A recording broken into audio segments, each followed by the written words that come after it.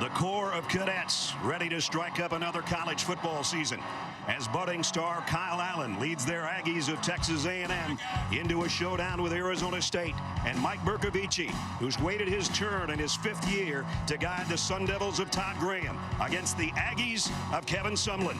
It's the only regular season matchup of the 2 toughest conferences in the country.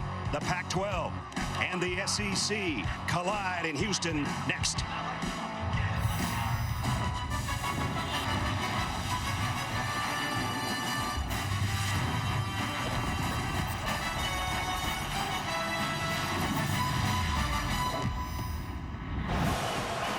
NRG Stadium in Houston, normally the home of the Houston Texans. Tonight, it's the home of the Advocare Texas kickoff presented by Hilton.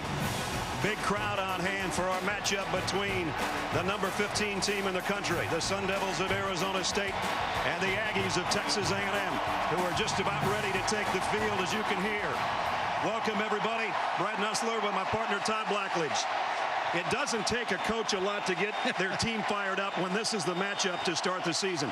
Actually, 9 of the top 25 teams in the country come from either the SEC West or the Pac-12 South, where these 2 schools come from. So makes for a good battle tonight. Well, it does, and I love games like this. Obviously, it's fun for us as announcers. It's great for college football, but I think both coaches, even though you really want to win your opener, you like a game like this because it creates a sense of urgency in your preparation, in your summer training, and I think, regardless of the outcome, you're a better team for playing a game like this. Well, it's supposed to be a neutral site.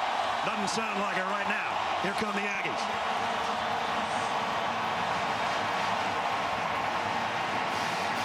They started off gangbusters a year ago. They won their first 5. They got to number 6 in the country, and then the wheels started to wobble. Arizona State won 10. They got a quarterback who waited his turn. Yeah, and I love, you got to root for a guy like Mike Bercovici. He made the decision. He would rather stay and play 1 year where his heart was than to try to go somewhere else and play more. He played brilliantly as a backup in 3 starts against UCLA, USC, and Stanford a year ago, but now is his time. This is his team, and this is his moment to step up onto the center stage. On the other side, a guy that took over mid-season last year and did really well. As I said, a budding superstar, and Kyle Allen. With more on that, 3rd member of our team is Holly Rowe. Holly?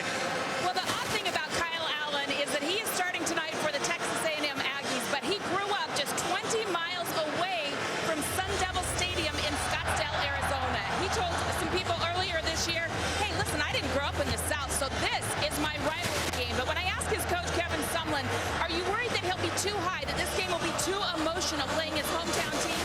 He said, no, I had him address the team this week, and his message was essentially, it's not about me, let's just play together and focus. They like his calm leadership, even though he's got to be sky high with all his friends and family in the stands from Arizona. There's a whole lot of maroon in the stands. The kickoff is next. The 2015 Advocare Texas Kickoff is presented by Hilton.com, where you can book unbeatable prices on 12 unbeatable hotel brands. And in part by Gildan. Every thread counts. And Chick-fil-A. We didn't invent the chicken, just the chicken sandwich.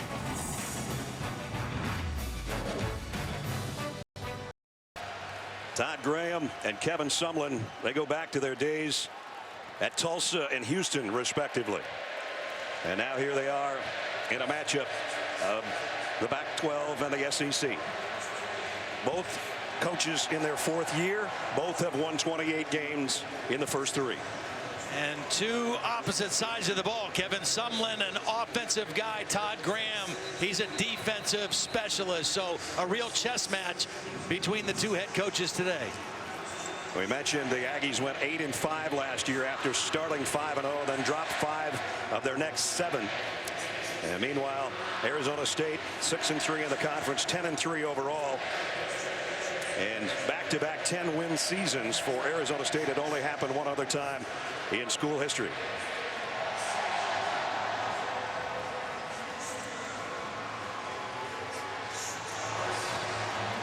A&M won the toss. They want the football. So the Sun Devils will kick. Like I said, offensive-minded head coach. Let's take the ball. Zane Gonzalez, one of the best kickers in the country. We'll tee it up. Justin Evans and Christian Kirk are back deep. And Kirk, a Scottsdale native, the #1 recruit out of the state of Arizona in his freshman season, waiting to get his hands on the football.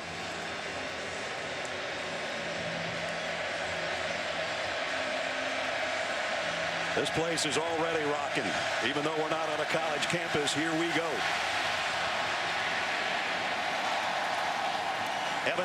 Kirk rather will take a knee wisely. He was about 6 yards deep, had a notion. As we take a look at our Chick-fil-A impact players to start the game. Speedy Noyle not starting tonight, but I still think as a receiver and a return man, he's going to have a big impact. Josh Reynolds broke the school record for touchdown catches last year with 13, and the guy that really is all over the field as a rush linebacker, the leading returning tackler, is Antonio Longino for the Sun Devils. So here comes the Aggies, their first snap from the 25-yard line. What quarterback Kyle Allen is going to see tonight from Arizona State's defense is a steady diet of pressure. Todd Graham believes in making a quarterback uncomfortable just about every snap that he can. Trey Carson with him in the backfield. They fake it to him, and on the roll, Allen looking to throw, and throws it over the Sun Devils bench wisely. So he got flushed out of the pocket immediately, and brings up 2nd down and 10. One of the things that Arizona State has been really good at since Todd Graham took over is creating negative plays. And as a quarterback, you have to know they're going to make some plays because of their aggressiveness, but they also leave themselves open for big plays. On the ground this time. Allen picked up about 5, and he'll bring up 3rd down and 5. The Aggies last year, 41% of their 3rd down conversions. And they're going to have to earn all of this. It's closer to 3rd and 6. 4 wideouts. Allen in the gun.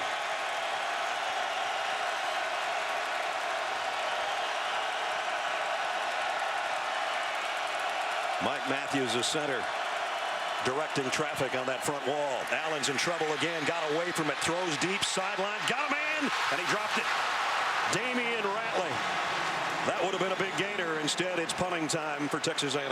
When you bring pressure and you play man-to-man, you leave yourself vulnerable to one-on-one matchups. And Ratley had his man beat. The ball was perfectly thrown, and Ratley just not able to make the catch. A team like this forces you into one-on-one battles, whether it's pass blocking or receivers against defensive backs or linebackers. That time, they won the battle, but lost the ball. You look behind Drew Kaiser, the punter, who gets it away. Gump Hayes waiting on it at the 25. Made the first man miss. Gets drilled as he got to the 35, maybe the 36-yard line. 46-yard kick and an 11-yard return. Mike Bercovici. Todd already talked about him, 5th-year senior. His first 2 starts in for the injured Kelly Taylor, and he put up big numbers, almost 1,000 yards against USC and UCLA. No, he can really throw it. Now, he's not the tallest quarterback. He's listed at 6'2". I'm not sure he's that tall or not, but he can really throw the football. He's a better pure passer than the guy that started for 3 years ahead of him in Taylor Kelly. Good field position for the Sun Devils from their own 36. And out across the 40 to the 41 is Gump Hayes. Deshaun Hayes, actually, but everybody calls him Gump, and that's easier for us. Well, the versatility that Gump Hayes and DJ Foster give them. This is going to be a loss. Myles Garrett, who led this team in sacks last year as a freshman All-American, with a big play there. Well, this was supposed to be a very quick throw. Arizona State does not hold on to the ball very long, but there was good coverage downfield, and Bercovici had to eat the football.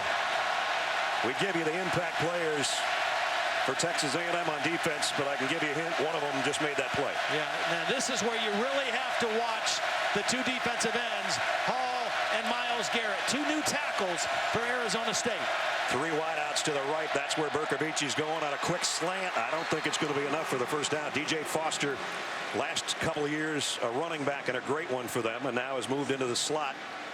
And he's going to be short by about that much. Oh, nice defensive stand by both teams to start the game.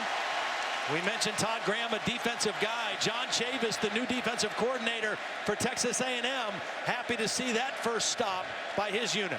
Matt Hawk in the punt for Arizona State, and Christian Kirk, who wanted to run that first kickoff out of the end zone, back as the punt return man at the 10.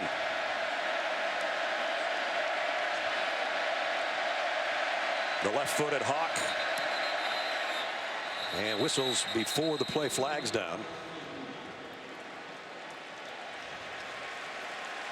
Prior to the snap, delay of game, offense, 5-yard penalty. It's 4th down. That's Reggie Smith, our referee tonight. So they'll back it up 5, and Hawk will do it again. Well, this is one of the least penalized teams in college football, and that's not one that you want to take. Sometimes you take that penalty when you're just inside the 50 to give your punter more room, but they didn't want that penalty right there. They were awful in punt return coverage and kickoff coverage a year ago. That's why they hired Sean Slocum as a special teams coordinator. This tallywagger will go down and bounce out of bounds. Not a great kick. Goes out around the 30, I think. Let's see where they spot it. It's going to end up being a better deal for the Aggies, that's for sure. They will spot it right around the 30. No score here early.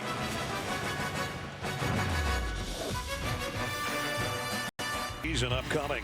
They're non-conference opponents, this one obviously, and then Ball State, Nevada, and Western Carolina. You say, well, that's not too bad. 9 games in the state of Texas. They don't have to leave until October 24th because they play Arkansas in Arlington and this game here. But SEC home games, Mississippi State, South Carolina, Alabama, and Auburn. But they got to play Alabama, Auburn, LSU, Ole Miss, and Arkansas. They're all in the top 25. And Mississippi State, by the way, was #1 in the country for a month last year. So that's not an easy schedule. Well, I think this team's a little bit under the radar right now. I think they're better than people are giving them credit for. They're not ranked right now, but I think they're going to be a pretty good football team before it's all said and done. From the 30,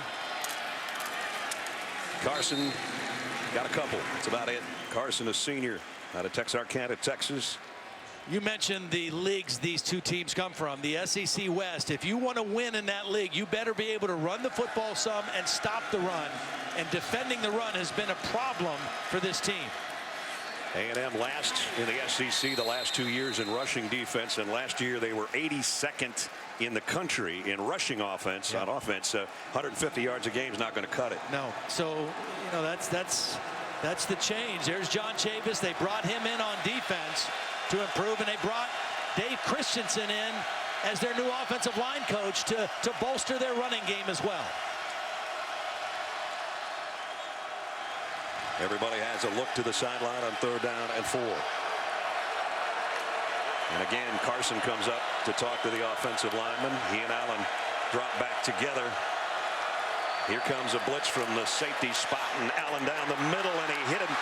Receiver Christian Kirk, who didn't hold it. Well, that's the quarterback's fault, because Kirk had single coverage. That safety blitz came so late from Armand Perry that, you know, he had plenty of time to make an accurate throw, and he threw it behind the receiver. It was a crossing route against man coverage. That ball has to be in front of Christian Kirk. Kirk might still be running if he throws it in the right spot. By the way, there's Sam Miller, the 12th man, making his 27th start as the 12th man, which is a big deal for Texas A&M football team. What a kick. Made it to the end zone, though. Drew Kaiser blasted that one a little bit too far. He was heading to the corner. A 64-yard punt, but they'll bring it out of the end zone, and the Sun Devils will have it when we come back. Grill. So I guess that's a pregame meal and a pregame superstition all in one full spell swoop. Yeah. The Sun Devils from the 20. Berkovici, the quick toss, a little bit low, but got it out to Hayes, and Hayes only got about a yard on the deal. Nice tackle by Justin Evans. He's a guy who's kind of solidified the back end of this defense so far in August. He's a junior college transfer. Played at Mississippi Gulf Coast College, a physical safety at 6'1", 195. Here's the best run so far by DeMario Richard. Deshaun Hall made the tackle. Sun Devils were comfortable enough with DeMario Richard and Kalen Ballage to move DJ Foster from the tailback spot to the slot receiver. So they like what they've got in the backfield. They're missing one of those ingredients tonight, though. We'll give you more on that in a second. Third down. This is the fourth possession between the two teams. We've had all 3 and outs. Unless the Sun Devils pick up a first down, we'll have another one here.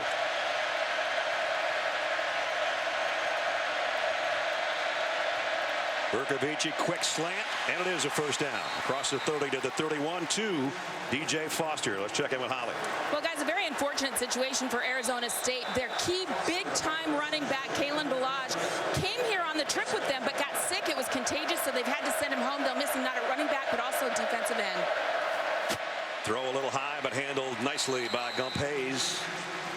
And Hayes out to the 35-yard line. If you're waiting for a huddle, you're going to be waiting until tomorrow, by the way. Yeah, neither team enjoys the huddle very often. We've done more huddling up here in the booth in the last 2 hours than these guys will the entire game. Both these teams, a similar philosophy. Spread a defense out, throw the ball out quickly, and see if they can make tackles in space. 2 plays in a row. Justin Evans has done just that for Texas A&M. They stack their receivers to the left, but they'll keep this on the ground. And he kept his footing. DeMario Richard might have had a big one. Boy, you're not kidding. They over pursued the play. Nice lead block by Cody Cole, the tight end, number 83. Another third down and 3. They converted the last one. No way this time. Myles Garrett and company have got him all wrapped up for a loss. Yeah, Myles Garrett did a nice job on an inside charge. Watch the defensive end charge inside and just bottled the play up. And then he got help. Good leverage by the Texas A&M defense that time. Noel Ellis helped him from the secondary, and it forces a punt again from Matt Hawk. On a 4th and 2, Hawk set to kick away near his own 30. Kind of off the side of his foot. It's 2 bad punts in a row. Oh, this one's worse, I think. Well, it might get a better roll, and it will go down to the 25-yard line. 8:09 remaining first quarter. No score here in Houston. Defense like Arizona State, you've got to convert when you have big play opportunities. 3 third-down plays, 2 third-down plays. They weren't able to convert. The ball was not thrown in the right spot on that one. The ball was thrown perfectly on the first one, but 2 3-and-out drives for A&M that both could have been extended if you convert. When you play a team like this that pressures and plays man-to-man, it comes down to winning one-on-one battles. So far, A&M 0 for 2 in that category. And unable to establish any ground game to help Kyle Allen at all. They're going to try Carson again. No, Allen keeps it, and he almost lost it. He lost yardage, but he also almost lost the football. Edmund Boateng was the first guy there. Again, Arizona State bringing pressure from the wide side of the field, and that made it very difficult to Allen for Allen to do anything once he pulled that ball out. They've been in long yardage situations this whole quarter. This time, Carson's got something working. Nice cutback run and some power to get it to within 3rd and 2. Here's where you need a conversion. You've got some big receivers, physical guys. Ricky Seals-Jones. Carson again. First down. Just when I said they didn't have any ground game established, he rips off 9 and then 7 more. Running behind their center, Mike Matthews, the leader up front. Great lineage, offensive line lineage in his family. Well, that's no kidding. Allen throws out in the flat. This is Kirk. Christian Kirk gets his first touch on a reception. The freshman out of Scottsdale, Arizona. You know, his heart's pumping. He's playing against his home state team. When we talked to Todd Graham, the one thing he mentioned about this offense that you have to really be careful with, especially with a pressure defense, is their vertical passing game. That's something that Kevin Sumlin very good at. 2nd down and 8. And this time Carson's met in the backfield and lost a yard. Salamo Fiso, the outside linebacker, made the hit. Sometimes you blitz to pressure the quarterback, and sometimes you blitz to stuff the run. you crowd the line of scrimmage, and you bring up a third down and tougher situation. And their 8 wins, they were good. 5 losses, they only converted 30% of their third downs. They've got a long one here again. Let's see if the Sun Devils bring the heat on 3rd down and 8. They're thinking about it off the corner, and here they come. Allen is going to go down. The pressure got to him. Sacked back at the 37-yard line. Well, they pressed 3 of the receivers, and they doubled the 4th receiver. And Kyle Allen didn't have anywhere to go with the football. Excellent coverage downfield, and then the pocket collapsed because there were too many bodies to block. And Lio Moioka made the stop on the inside, one of the defensive captains. Well, the last punt for Drew Kaiser went 64 yards. He's on pace, by the way, to break Shane Leckler's school record for career average, and Shane Leckler's been in the NFL for a long time. They bring the heat. He hits it a mile in the air. Gump Hayes says, is it going to come down? Well, it came down out of bounds at about the 11. That thing was about 2/3 of the way to the roof here at NRG Stadium.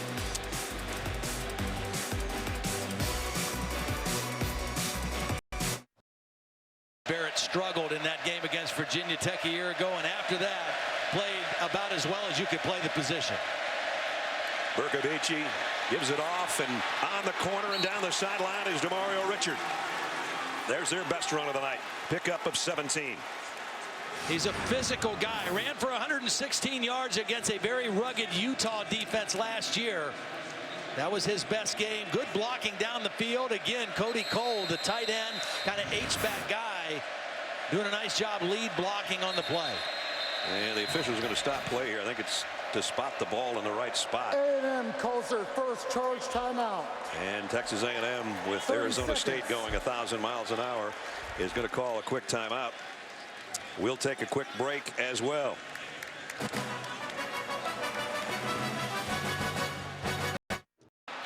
This is the number 15 team preseason-wise in the country, Arizona State. Arizona from their division ranked number 22, UCLA number 13, and USC number 8 in the Pac-12 South.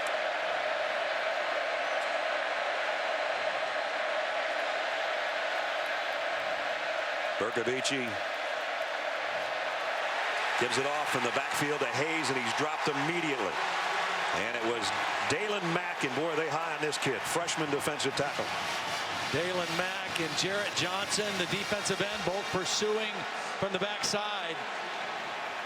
Dalen was considered a #1 recruit by ESPN anyway in the state of Texas. 6'1", 335, and as you can see, pretty quick. Texas A&M trying to play their backup defensive lineman now, trying to keep legs fresh. Hayes comes in motion to join Bercovici. Play action. The throws out in the flat, complete to Richard. He's brought down at the 29 after a pickup of 5 by Josh Walker. Another big third down play. Neither team offensively having much success on third down so far in the game. Arizona State 1 for 3. Texas A&M 1 for 4. This is where you got to look for DJ Foster, I think. See if you can get him the football. Pistol set with Bercovici in front of Richard on 3rd down and 9.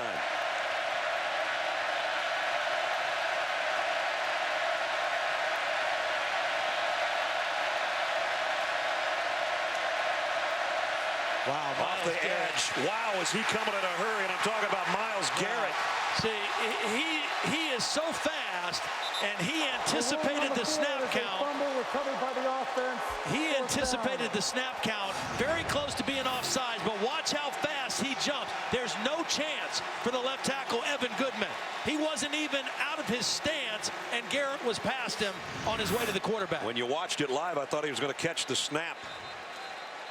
There's his numbers from a year ago, SEC freshman record that he shattered. That was Jadeveon Clowney's from South Carolina a few years ago. See, that's why even though this is quote-unquote a neutral site, it's a home game for A&M, and that favors pass rushers like Myles Garrett, because when the crowd is going, those left tackle, right tackle don't hear it. By the offense, 4th down. That was a fumble out of the hands of Bergavici and went forward to the 35, so they just moved the line of scrimmage a little bit for this fourth down. As an offense, the snap count has to be a weapon. You have to be able to utilize your snap count to offset speed rushers like that. On the field of a fumble is under further review. All right, so they're going to take a look at this. Dave Dumas is our replay official.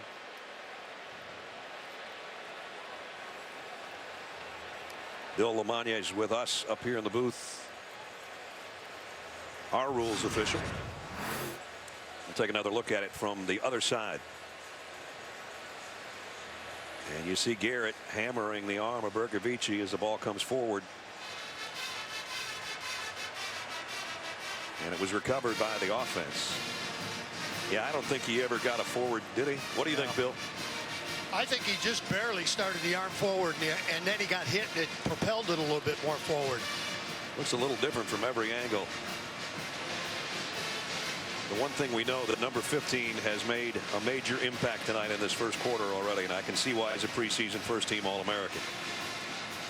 And a captain, by the way, voted by his teammates as a sophomore. 6'5", 262. They say runs a 4.46 40.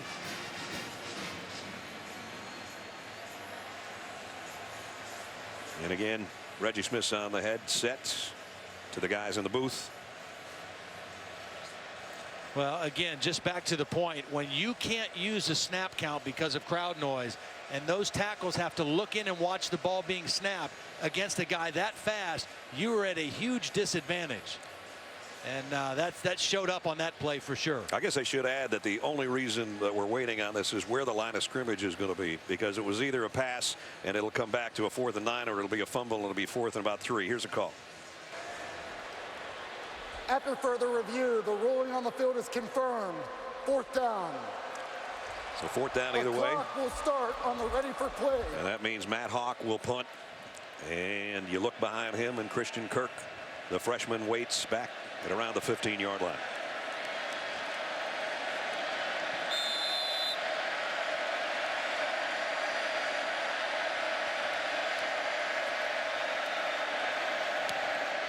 He got into this one after 2 bad punts. A beauty. Kirk way back at the 5, fields it there, and a fair catch. Probably should have let it go. 60-yard punt, no return, deep in their own territory. A&M will have it on offense after we check in with Adnan Burke. Adnan. Not good for Coach Riley. And what a play to win that game for BYU. So here's the worst starting field position for the Aggies, their own 6-yard line. Trey Carson and James White. We expected at some point they might both be in the backfield, and they are right now with Kyle Allen. And this is Carson, who got a couple, maybe 3. Trey Carson, a transfer from Oregon. The other running back last year that was also a transfer, Brandon Williams from Oklahoma, is now the starting cornerback on defense. And a story that we'll have to develop a little bit more the next time A&M is on the other side of the ball. Play action. Allen looking right and going deep down the sideline. And it's caught by Josh Reynolds. And that almost looked like Johnny Manziel and Mike Evans back in the day a few years ago. Well, this is a case of having a 6'4" receiver going against a 6-foot cornerback. Carrington is a really good player, but he loses sight of the football when he turned to find the receiver, and Josh Reynolds is able to haul it in. Biggest play of the game, pick up at 36 out to the 45. And now back to the ground, and this is James White.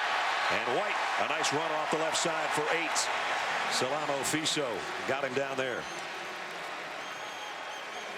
And again, the Aggies going as fast as the Sun Devils offensively. 2nd down at 2. White again up the middle, 1st down carry to the 43.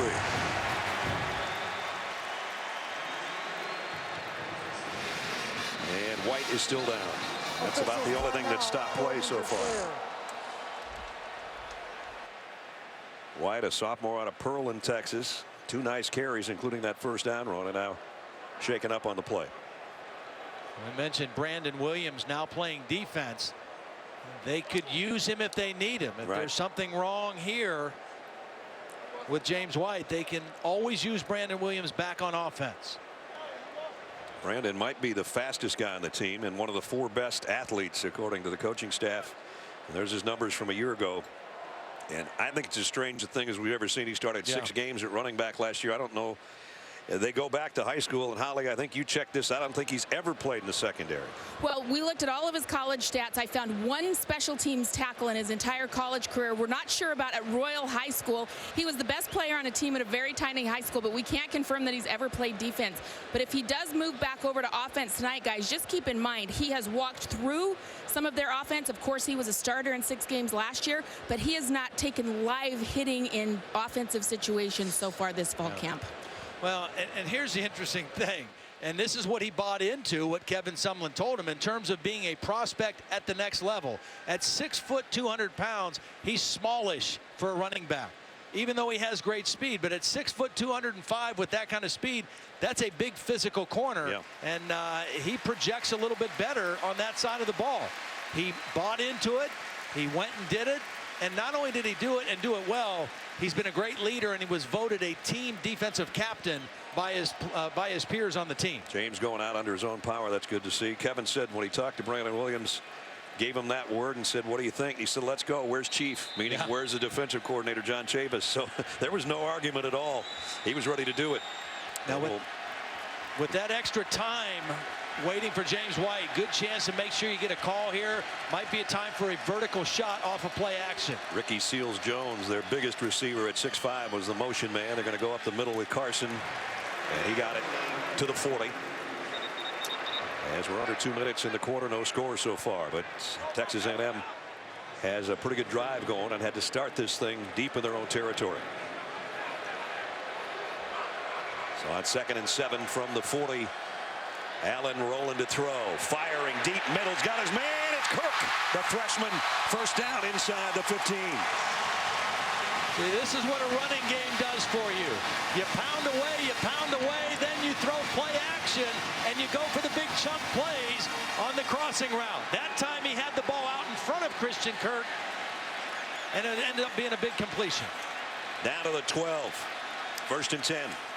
Quick throw out to Seals-Jones, and as I mentioned, he's their biggest receiver at 6'5", 240, and he's still not down, but he is inside the 10-yard line. You talk about the wide receiver depth that this team has. 5 guys coming back this season with over 29 catches, 4 receivers with 400 yards or more reception yards a year ago. That gives you a lot of versatility if you're a quarterback of where to go with the football. 2nd down and 7. The Aggies can get a first down at the 2-yard line. 85 yards so far in this drive. This is the 8th play. Allen got good protection, now running out of time. And trying to put the brakes on. Finally throws it away. Luckily did a spin move to get away from Longino and got it out the back of the end zone. Yeah, smart decision. He almost waited too long to do that. You know, sometimes the defense wins. Good coverage and good pressure. And Kyle Allen had to throw that football away. There's no question. Almost held on too long. There's his mom and dad. Mom's saying a little prayer there. She'll probably do that for the next 3 hours. That's what moms do. 3rd down and 7. Again, Seals-Jones, the big guy, in motion to the near side. Allen backpedaling, screen pass. Out to Carson, down the sideline, and he got in. Touchdown.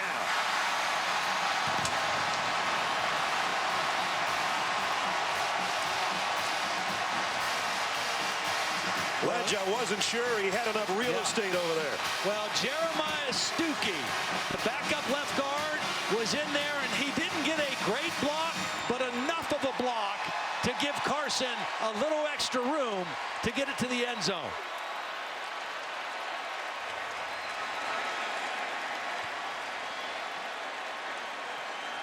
Extra point coming up. Taylor Bertolette, who had some trouble 2 years ago with his extra points and then became just a kickoff man last year.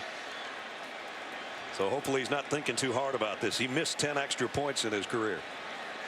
But he is the man as both the kickoff and field goal specialist this season. Watch Stuckey, the left guard right here. He's going to pull out in front of this screen. Speedy Noyle, number 2, is going to run his man off. Stuckey just needs to get a piece of this outside defender, and that's all it took for Trey Carson to get the ball to the end zone. Trey Carson wasn't a big receiver last year. 9 catches for 78 yards and no touchdowns. So he's got to feel good about that. Getting his hands on one out of the backfield and taking it for the touchdown. And good run pass balance. The effectiveness of their running game in that drive set up the play action pass and got him into a scoring drive. Taylor Bertolette out of the hole of Connor McQueen. Oops. He got it, but not by much. A 94-yard drive to score first for A&M, 7-0. 7-0. Aggies in front. Celebrating its 11th year sponsoring the Good Hands Field Goals Net. Allstate makes contributions to participating universities' general scholarship funds for each field goal and extra point kicked, including that one by Bertolette a moment ago. To date, Allstate's contributed millions in scholarship funds. Brad Nessler, Ty Blackledge, Holly Rowe, and our ESPN crew in our kickoff at the Advocare Texas kickoff here in Houston. And the Aggies, a very impressive drive. Took them just over 3 minutes.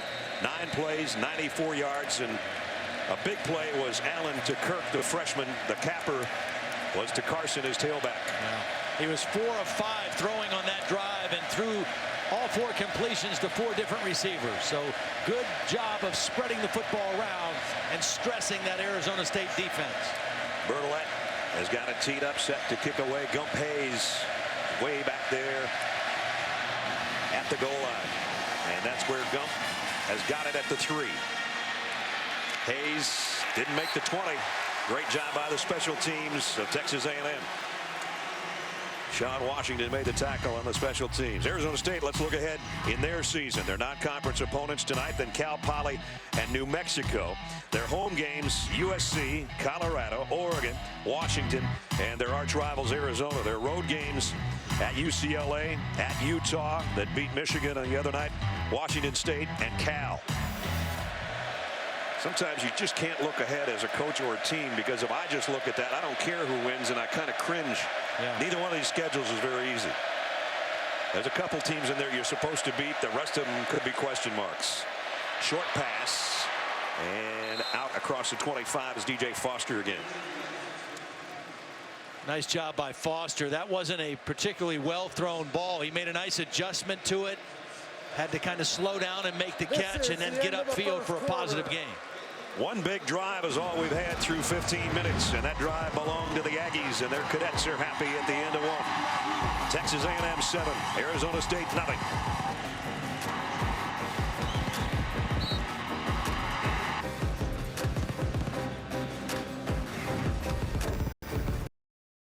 Graham thinks that this is the best team he has had in this, his 4th season. Right now they trail at the end of one by a touchdown. Yeah, I think what they need to do offensively, starting here the second quarter, they got to try to stretch this A&M defense and challenge them down the field. Now that being said, you got to make sure you block Myles Garrett as a pass rusher, but they're only averaging 4.4 yards per play. This is a more explosive offense. They're used to getting bigger plays down the field, and right now they just haven't been able to generate that. But I think they got to go try to attack down the field and challenge this A&M secondary a little bit, particularly maybe Brandon Williams, who's playing his first game as a starting cornerback. The tight end switch sides to the left on 2nd down and 2. Bercovici under center on a sweep. DJ Foster, and Foster's got a first down. DJ showing his running back abilities, and that's why they love him in that position, because they can move him all over the place. Yeah, very versatile. You know, you've got to get him the football, find ways to get him the football, and you don't want him to just be strictly a receiver, because he has running back skills no matter where you get him the football. This time he trots all the way out as the wide out to the right side. Led the team with over 1,000 yards a year ago, back-to-back 1,000-yard seasons. They keep it on the ground. This is the guy that took his spots. Demario Richard only got a couple. You know, we saw Oregon do a similar thing last year with Byron Marshall, who was a 1,000-yard rusher at running back. They knew they had Royce Freeman coming along, a young back, and they took Marshall and made him more of a wide receiver, a slot receiver, and it turned out to be very effective for them offensively as well. 2nd down and 8 at the 35. Bercovici trying to get everybody in the right spots. And sets his feet and throws out in the flat, bobbled and dropped, and might want to get on the ball just in case. It's incomplete. Richard was the intended receiver. See, that's where the stature or the height of the quarterback Bercovici came back to hurt him a little bit, because he had a man wide open in the flat. And if he's able to kind of get down on this throw and make an accurate throw, they got a big play. But he wasn't able to get the ball cleanly over the rush, and it fell incomplete, bringing up 3rd down and 8. And when it brings up 3rd down, Mike, Bercovici's going, I thought this was a neutral site game. I can't hear. Garrett's inside now instead of out. Quick throw. Richard broke 1 tackle, but not the second. Only got to the 40. Pick up a 5, and it's going to be 4th down. See, this time they took Myles Garrett and rushed him inside over the guard. Watch how quickly he gets to the quarterback. He gets right up into the face of Bercovici and forces the quick throw. It's complete, but short of the 1st down. Good job by John Chavis, moving his best pass rusher from outside to inside on that 3rd down play. Matt Hawk's been a busy punter already in this first half. Christian Kirk, who had that big 26-yard reception on this touchdown drive previously for Texas A&M, is back at the 15. Wow. Kirk has got a shot at this one at the 21. Heading to the far sideline, looking for a block, and got a couple. 40, midfield. Christian Kirk, one guy to beat, and he's not going to get him. Touchdown, A&M, 79 yards.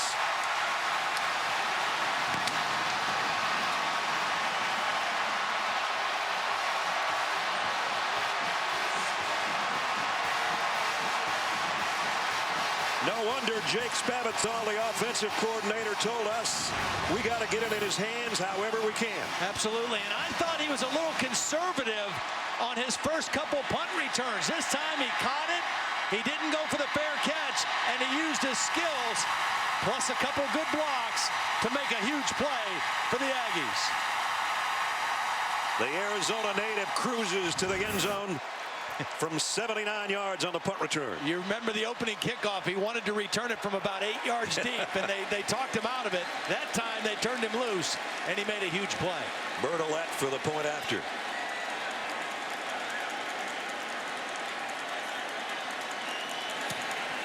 This one's right down the middle. Well, the guy that a lot of people consider the #1 recruit from the state of Arizona just bit his home state right in the backside. 79 yards for a touchdown, and the Aggies lead 14-0.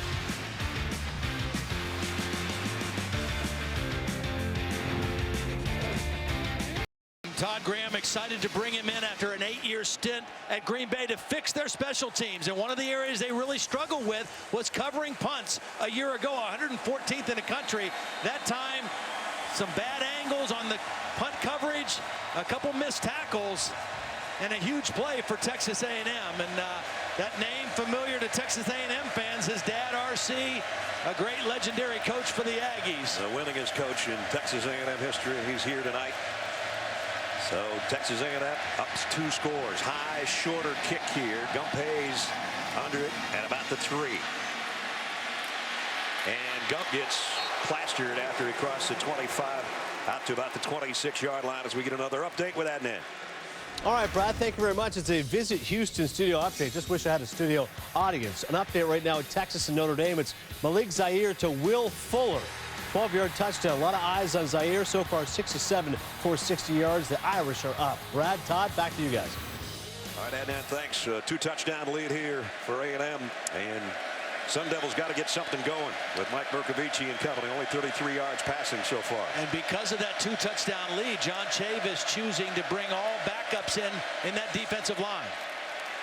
And they do a pretty good job on Hayes, who only got 2. If you can defend the run, even in the day and age of spread offenses, teams like to run the football even though they spread you out. And if you can one-dimensionalize a team, you have the upper hand as a defense. And right now, John Chavis's defense has the upper hand because they've neutralized the Arizona State run game. This time trying to sweep the side as Foster broke a tackle or 2 and got within 2 yards. of the first down marker, picked up 6. You talked about changing guys on the front wall. They're missing Zakoven Henderson, who would have been a backup tackle. He was suspended for 2 games right before the game. The announcement was made. Also missing A.J. Hilliard, a backup linebacker who would have seen a lot of action. Those 2 guys won't play this game or the next outing for A&M. So they're a little thinner in both spots.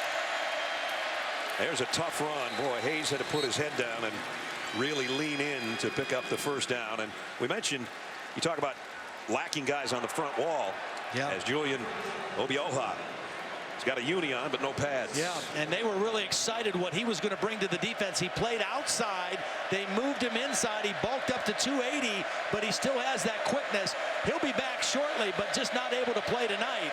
But he's a missing cog on the inside of this A&M defense. He just got nicked up a little bit late in the week in practice. Bercovici, that was a dangerous throw. Trying to get it to Demario Richard, and Richard had Sean Washington draped all over him. You know, I think it's worth going back to the other key guy that Arizona State is missing, and that's their other running back, Kalen Ballage, because not only is he a guy to give a break to Demario Richard, but he's a big physical back at 6'3", 220, and able to maybe pound it in there a little more physically, and they are without him tonight. Again, the Sun Devils find themselves in a long yardage situation. 2nd down and 10. Look at Garrett in a track stance.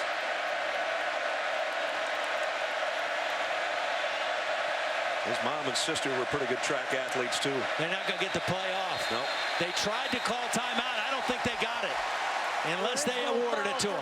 Game prior to the expiration of the clock, Arizona State calls their first timeout. That's a double whammy. Yeah. Get a penalty and have to use a timeout with 11:19 remaining in the first half. Number 15 team in the country struggling right now.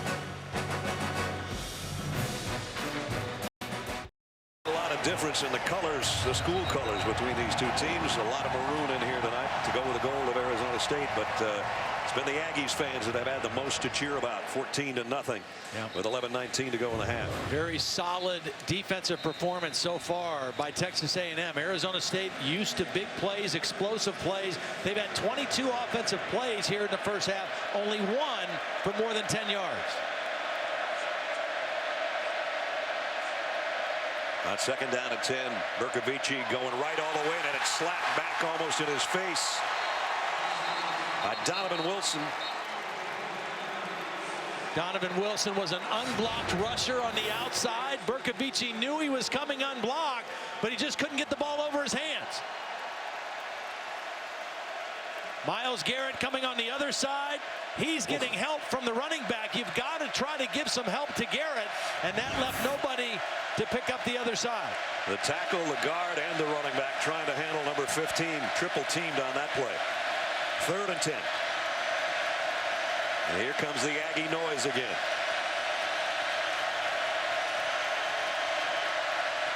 Bercovici looked like he wanted to play action. Now throws and completed it. Short of the first down, I think. Yeah, Devontae Harris in coverage over there. Made a nice, sure tackle. Short of the first down. It looked like he either wanted to hand it off or play action, and none of that I think it was worked. a little bit of a broken play. It was a good idea, I think, to move the quarterback. Mike Norvell, the offensive coordinator, trying to get Bercovici out of the pocket. And that was a good move, but it looked like there was some miscommunication on the action to get the quarterback outside. There was a little bit of hesitation, as if they were thinking about going on 4th and 1, but here comes the punting unit again.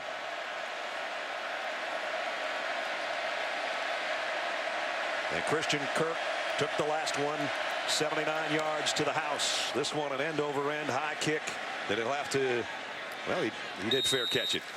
I didn't see the fair catch, but he did at the 18-yard line.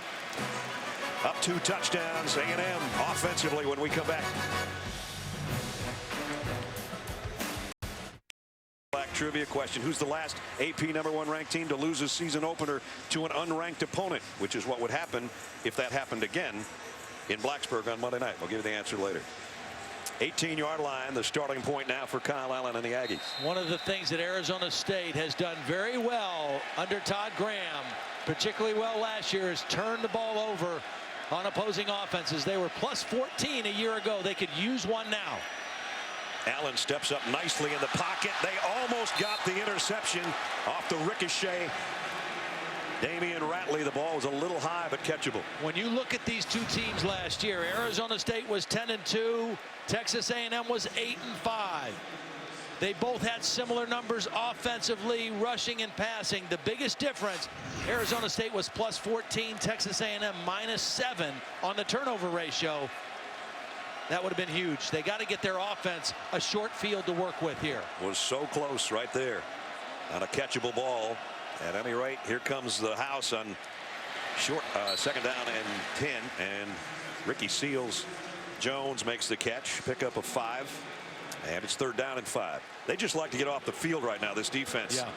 Give it back to their offense. There's the other thing Todd was talking about. 105th in the country for the Aggies in turnover margin. They got about 8 guys up defensively on the line of scrimmage.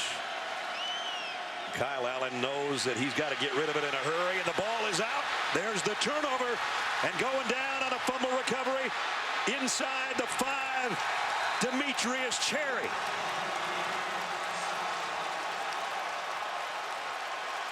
Well, that's on Kyle Allen. You got to take care of the football. You know that that's what this team lives on.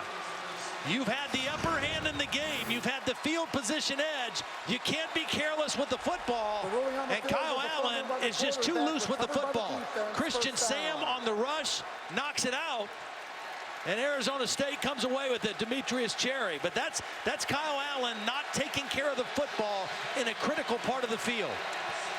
And it's going to set the Sun Devils offense up 1st and goal inside the 4. Big play that Todd called for 2 snaps ago. And there they got it. And now they're in the best position to score that they've been so far tonight. 3 seasons, 90 forced turnovers under Todd Graham. And that leads to a lot of points, 417. Bercovici, quick throw, tight end, touchdown, Cody Cole. Nice poise by Bercovici, because that play clock was running down. He knew it. He was trying to get the center to hurry up and snap it. Nick Kelly snapped it with 1 second left on the play clock, and they got the touchdown throw. Talk about changing the complexion of a game with 1 turnover.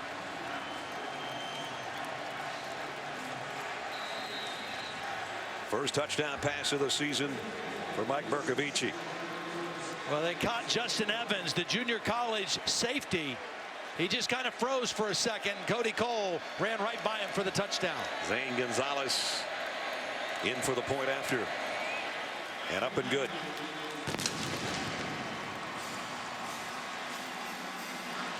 Take a look at that touchdown. Our Expedia finding success. They found success. Justin Evans right here, the safety. He's going to freeze and get caught behind the tight end right away. Watch 14 just kind of freeze, and now he's beat.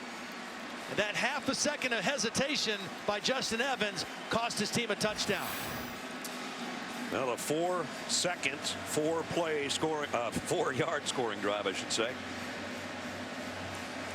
See, you can say, well, a team, you know, the ball bounces funny, you get turnovers, you're kind of lucky. But this is a team that ever since Todd Graham's been in Arizona State, that's been part of their MO. Force turnovers and then score and convert off those turnovers. That's been a big part of their success and why they've had back-to-back 10-win seasons. And that was something they needed desperately at that point in the game. You know, 2 of the biggest games for Kyle Allen last year were at Auburn when he threw 4 touchdown passes, and then in the bowl win over West Virginia, threw for almost 300 yards and 4 touchdowns, but he also threw a pick-6 in that game. Yeah. So you said that one's on him. You just got to have a better control of the football, protect it better, and that cost 7 points for the Aggies. And he knows it, no doubt.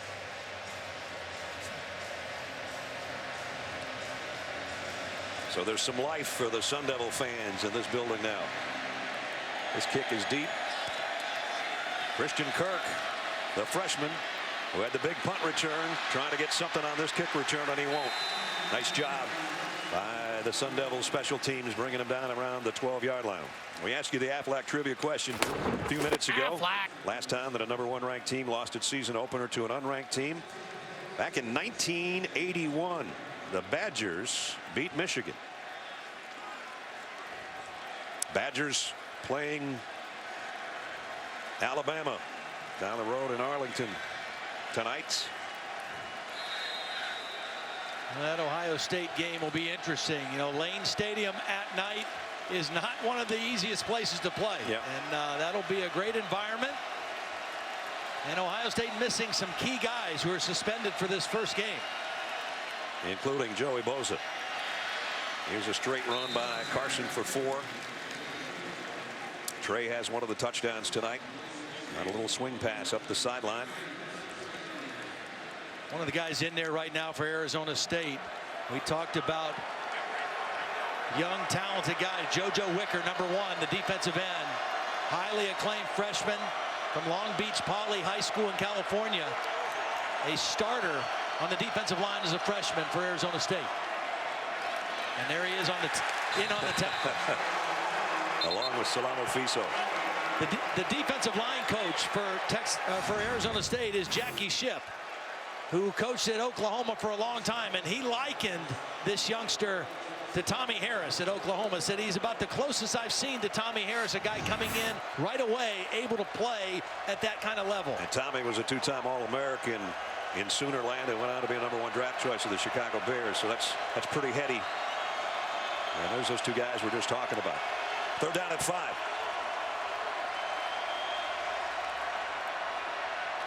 Here's a slip screen, and nothing but slipping down as Christian Kirk. He lost a yard as we check in with Holland.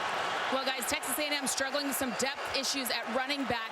James White, their backup running back, has been worked on the sideline here on his lower back. They fitted him with a pad, but it does not look like he can return right now. We will see after the half. But so then Trey Carson has taken the load, but he had a problem with his helmet, ran to the sideline, so they had to put in Bryce Dolezal, number 27. He is a little tiny guy, but he did a pretty good job on the blitz pickup there. But depth certainly creeping up. All 5'9", 180 pounds of him. Kaiser to punt near his own goal line. And a nice kick will chase Gump Hayes to the near side of the 33. Flag down. Yeah, they knocked the punter down. They've been very close to blocking a kick. Let's see if it's roughing or running into.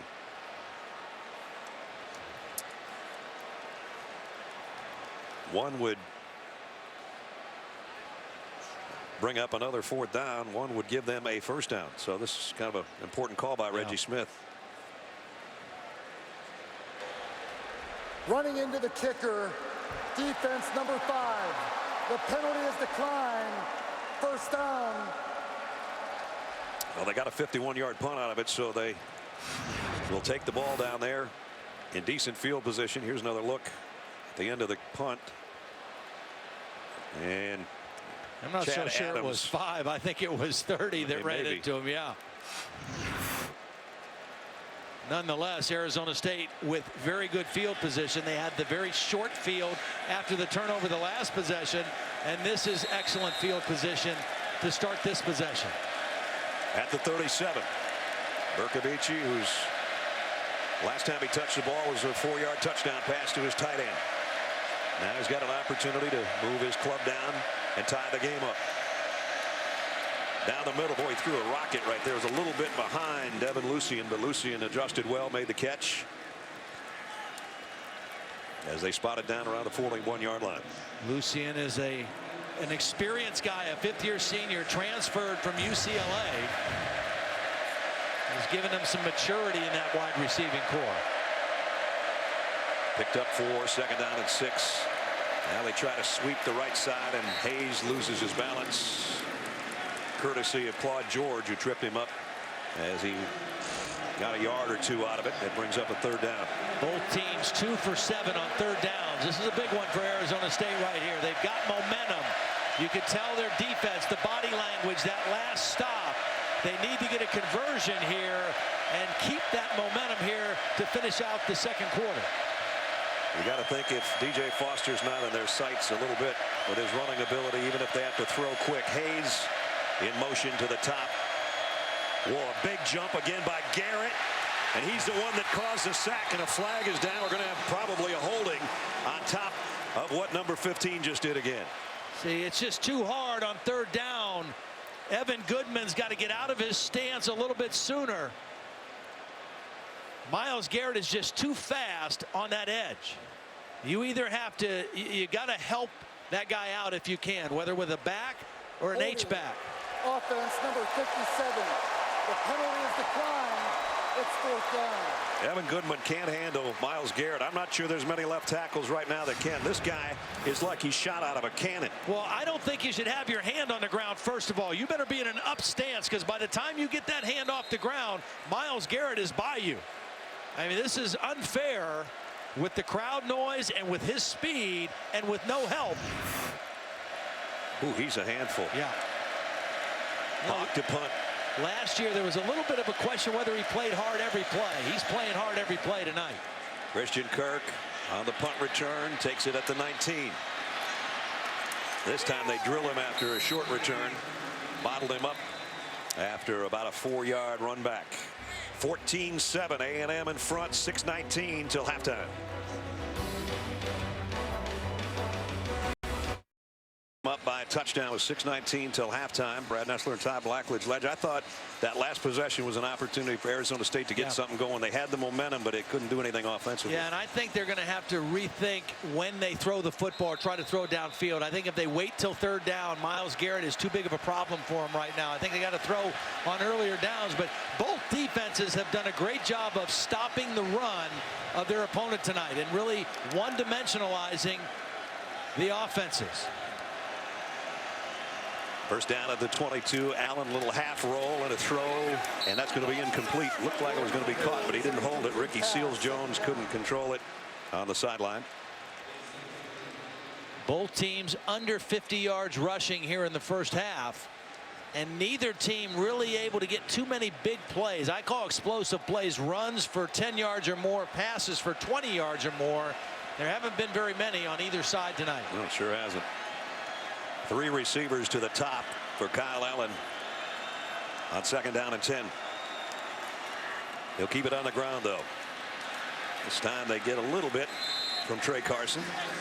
JoJo Wicker wraps him up, though, and it's going to bring up another 3rd down. And see, the reason both these teams have played well on 3rd down is pressure. A&M is pressured with their defensive ends and not having to blitz as much. Arizona State, their MO is to bring extra guys and blitz the quarterback and play man coverage, and both philosophies have worked tonight.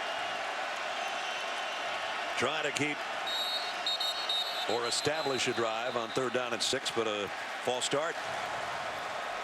False start. Offense number 65. 5-yard penalty. 3rd down. Genesi, the left tackle, the guy that moved. And so that's going to make it harder on the Aggies. 3rd down in double digits, 11 to go. Be interesting to see if Todd Graham dials up pressure here or shows pressure and drops into a zone and see if they can bait Kyle Allen into a bad throw. Right now they're dropping. Or are they?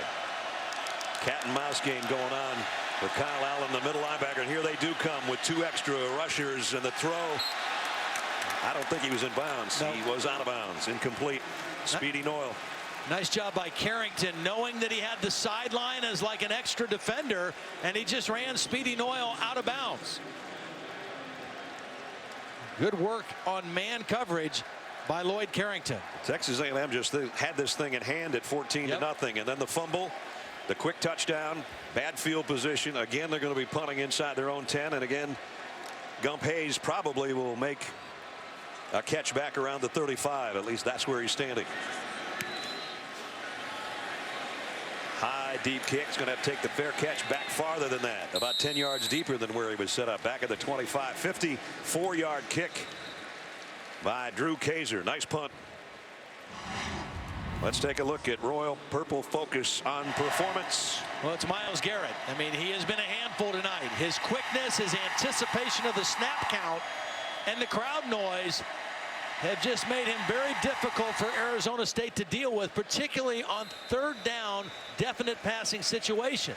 He's also been effective on inside runs, and he's been very active here in the first half. He set a SEC freshman record last year with 11.5 sacks. playing well tonight.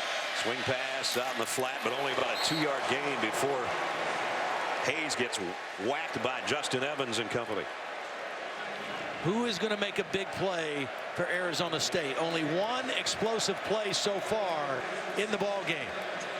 Is it DJ Foster? See, last year was Jalen Strong, who's playing for these Houston Texans now, who play in this stadium on Sundays. We saw him in the tunnel yesterday when we were over here at the stadium.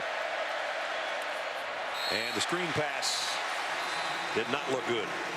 Richard didn't hold it. No, it didn't look good, but they had it set up because Teofilo, the guard, was out in front, and there was some room to run if he could have made that connection. But here we are again, 3rd down and long, loud noise, and Myles Garrett. And Garrett's had a couple plays off.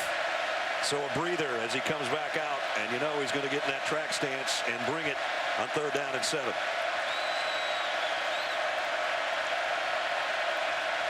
Bercovici, 7 on the play clock, trying to hear over the noise. Garrett coming again, but he got rid of it. He's got a man out there, and going to be interference. And Armani Watts, he got tangled up with Gump Hayes back there. Texas A&M coming with pressure. It was man-to-man coverage. Armani Watts just got, as you said, got tangled up. Holding defense number 23. 10-yard penalty. Automatic first down. It was a corner route. It looked like he was going to get beat. A safety against a wide receiver. He just reached out and grabbed. Yep. You know, that's the instinctive move. Not a horrible penalty, because that might have been a huge play had he not grabbed the jersey. Does give Arizona State a first down, obviously, at the 37. See, this is where I think they have to try to throw the ball down the field on a first down play, where Myles Garrett and those defensive ends have to respect run or pass. They've got a counter here, and Hayes just got drilled. Donovan Wilson's made a couple big plays tonight. Swatted a pass on a blitz, and that time a great open field tackle. Good anticipation. He shot the gap, and he got right inside. See how low he got? He kind of tried to hide underneath those offensive linemen. They didn't see him, and he got in there for the tackle behind the line of scrimmage. So long yardage again for the Sun Devils. 2nd down and 14. Here's a draw play. Hayes got maybe 3 as we check in with Holly. Texas A&M without their starting middle linebacker right now. Josh Walker is on the sideline. It looks like he suffered some kind of a head or neck injury. He hasn't been able to even stand up. They tried to stand up and take him somewhere, and he had just collapsed on the bench. He's been holding his head in his hands, guys. He is not doing well on the sidelines. Obviously, they've got medical staff around looking at him right now, but it's a big deal because his backup, A.J. Hilliard, is suspended right now. Let's see who they go with in the middle here. Right. Linebacking core was already thin. All the 3 starters all missed spring practice due to injuries, and now it's getting thinner here in the first half. 3rd down and 11. See, they ran on 1st and 2nd down when Myles Garrett and Deshaun Hall were on the sideline. Now it's 3rd down. They bring those 2 guys back on the field after 2 plays of rest, and you almost have to expect pass here. So it's kind of playing into the hands right now of John Chavis and when he wants to pressure the quarterback. So the timeout's the second taken by the Sun Devils as they are around Mike Norvell there, the offensive coordinator. Well, the National League Central contenders clashing as the playoff race heats up. Andrew McCutcheon and the Pirates face the Cards, and Matt Carpenter. Baseball tonight gets your coverage started in St. Louis, 7 o'clock. Then it's the Pirates and Cardinals at 8. And that's tomorrow night on ESPN. Kyler Murray, the highly touted freshman quarterback, never lost a high school game, is warming up right now for the Aggies. And right now, Arizona State has a tight end. Raymond Epps lined up outside the tackle to help on Myles Garrett.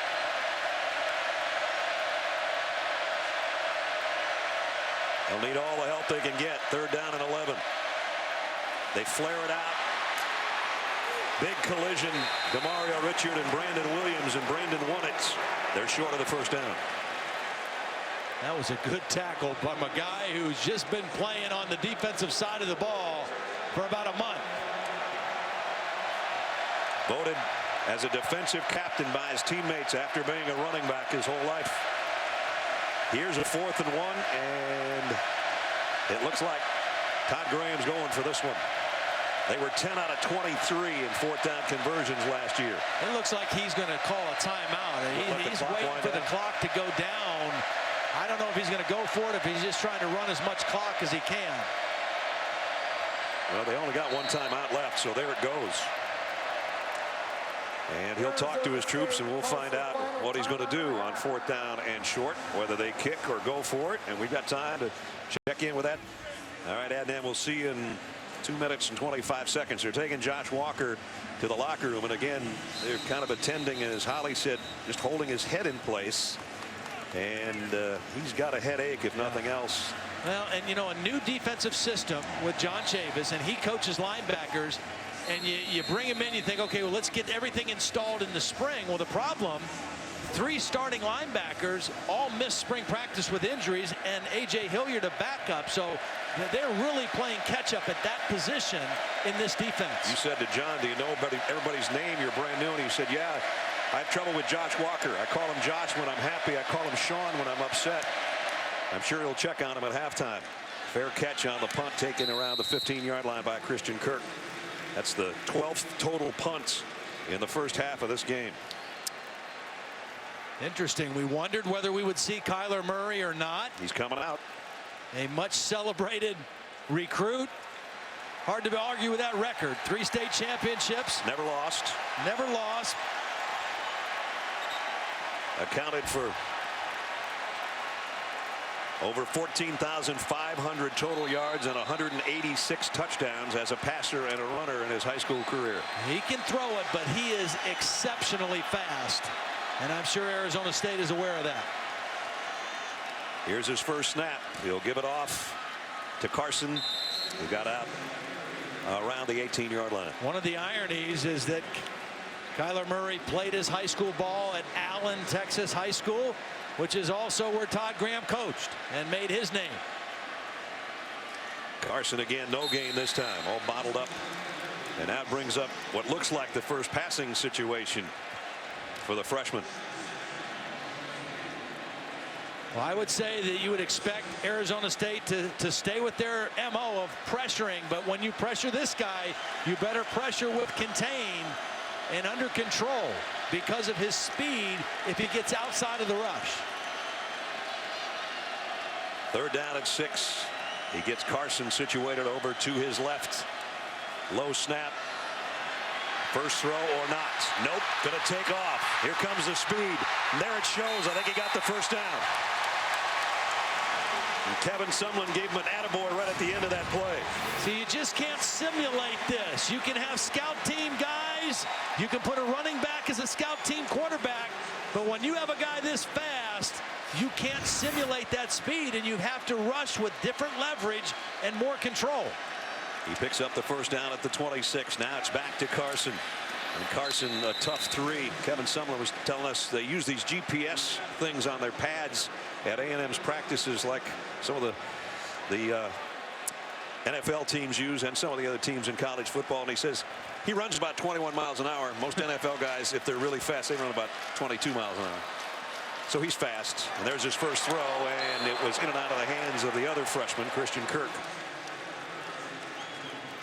Nice play by Carrington. The ball was a little bit behind Kirk, and Carrington was able to get there quickly and dislodge the football.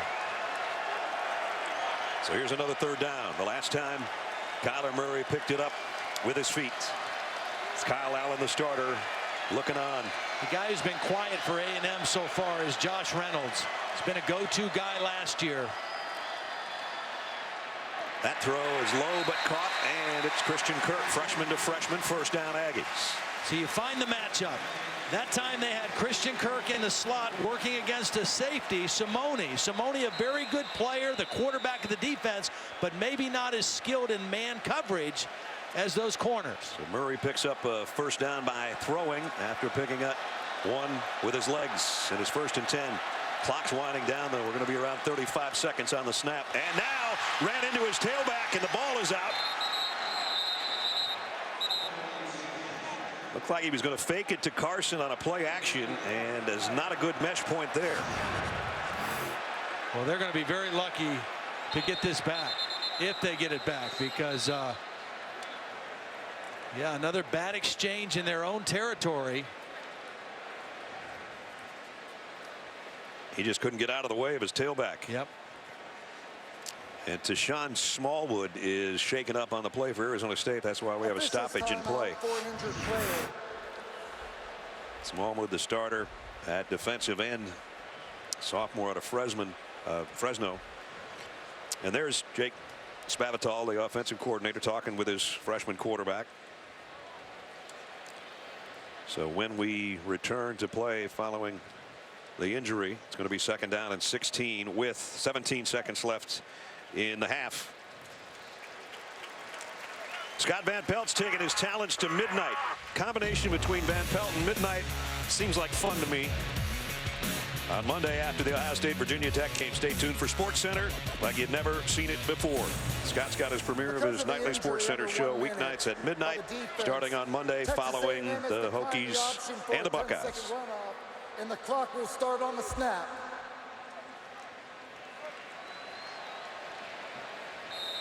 So the Aggies trying to get it lined up because at the snap the clock will start. 17 seconds remaining, and A&M's got 2 timeouts left.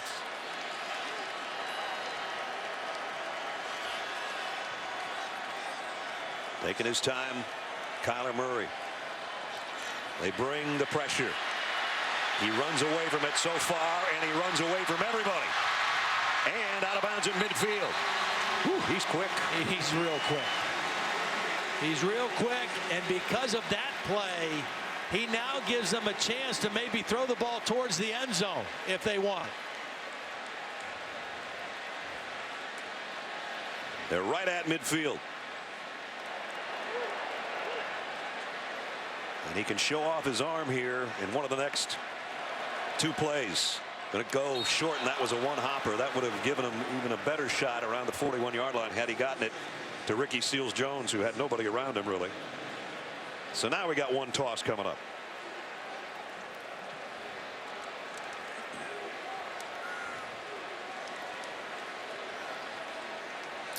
Two receivers to each side. Speedy Noyle, Ricky Seals-Jones, Josh Reynolds, and Christian Kirk.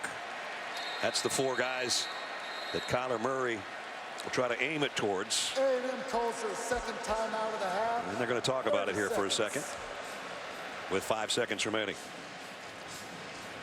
Now the last thing you want to do is give up what Nebraska gave up to BYU in their ball game. Yeah. A cheap touchdown here in the last play would not be good if you're Arizona State.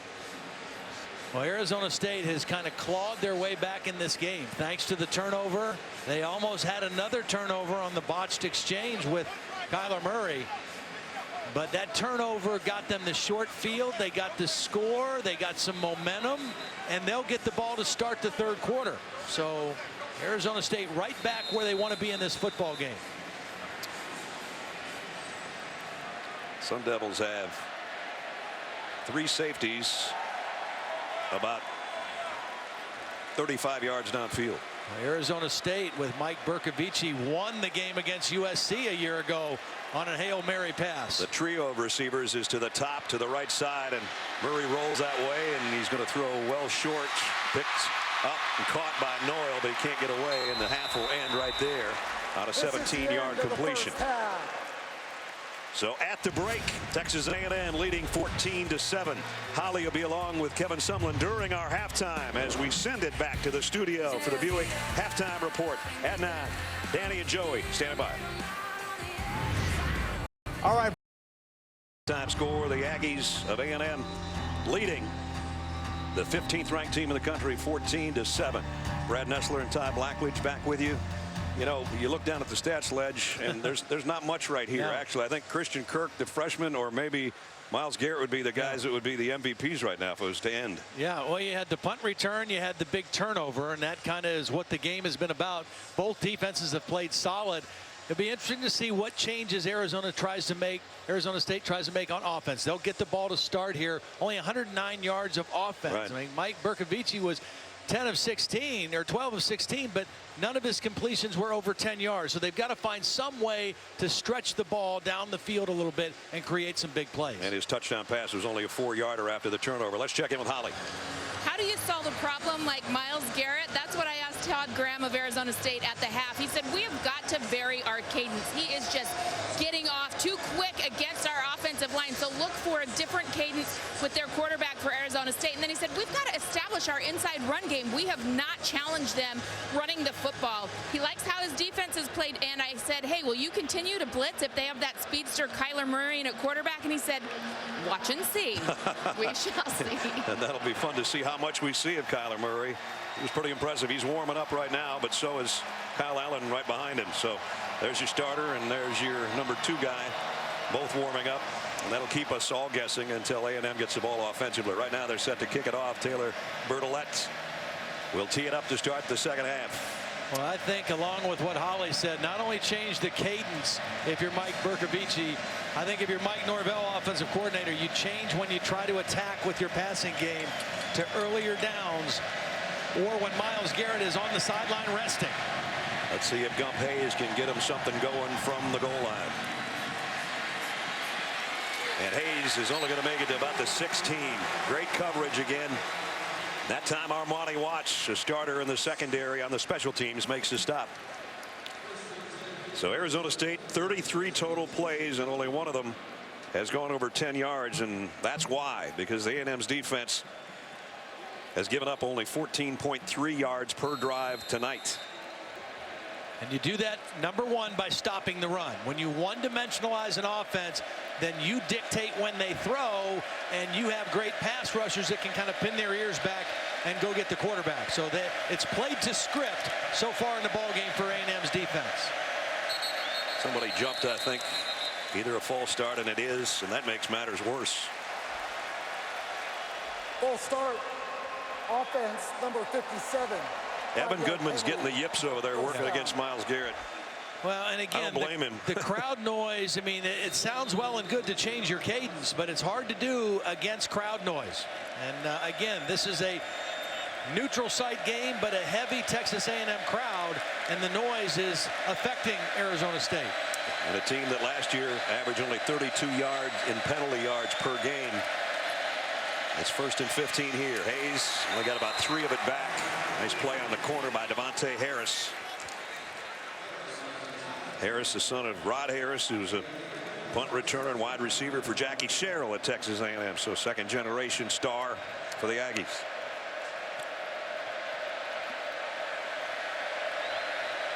Second down and 12. Pistol set here.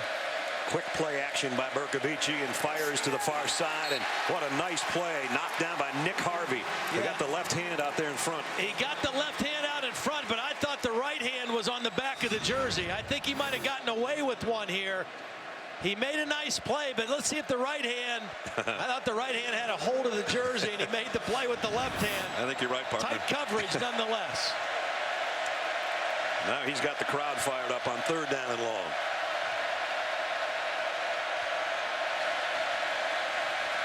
And Garrett is back inside, I think, now, instead of rushing from outside. So a change into protection right now at the line of scrimmage. Basically the right defensive tackle right now as you look at him bringing it from the inside. Bercovici steps up and Hayes dropped it. Had he held on, it looked like he would at least get a 1st down. So first they start off with a false start after being only at the 16-yard line. They get a couple yards back. And now they're going to give A&M good field position for their first possession of the second half. And this is where you're happy that Mike Bercovici is a 5th-year senior. He's a guy that's been in your program. He's not played a lot. He's not started a lot. But he's a mature young man. And things aren't going the way he anticipated. But there's a lot of football left to be played. And they're still only down a touchdown. Hawk had to hurry that one. Kind of a knuckleball. Takes a great bounce, though. This is going to look great in the stat sheet for him after a kick that wasn't very pretty. Ends up going 56 yards. Well, Nick Harvey, who made the play on 2nd down, almost got that punt on 4th down. So it's Kyle Allen to start the 3rd quarter. The starter. who went 8 out of 15 with a touchdown pass. Yeah, I think you'll see, and we will see, mostly Kyle Allen here. I think that Kyler Murray, they want to get him in the game, but I think when they take on Ball State and Nevada the next 2 games after this, it'll be a little bit more suitable to work that freshman in. Here comes a blitz. Nothing new about that. The throw, though, is picked off. Thrown right to Quishy Brown. So Kyle Allen, a very poor throw. And I don't know if he didn't see Brown or what, but it was right to him. Well, they fooled Kyle Allen. It showed blitz, but they dropped in zone. Watch Quishy Brown. He's not playing man coverage. He's playing zone, and he's sitting right in the hole with his eyes on the quarterback.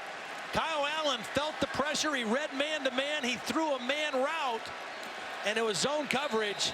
And another key turnover that gives Arizona State the short field for their offense. So Allen fumbled that led to a touchdown. Now his interception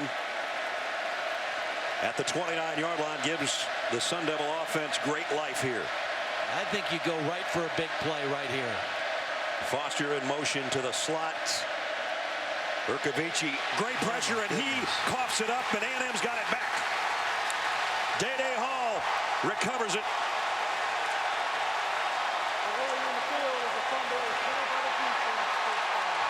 They put a tight end on that side to help, and there was no help. The tight end whiffs. Watch the left side. The tight end's going to just go right to the ground and miss. The tackle's late.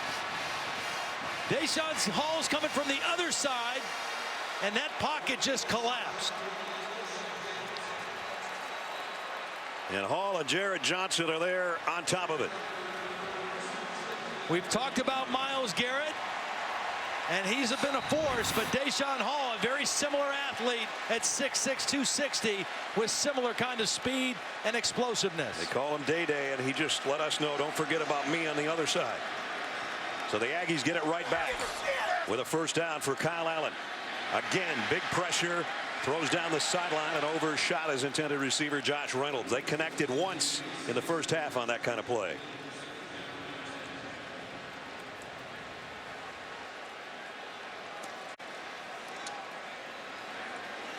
Again, neither team has used a huddle at all tonight. So right up to the line.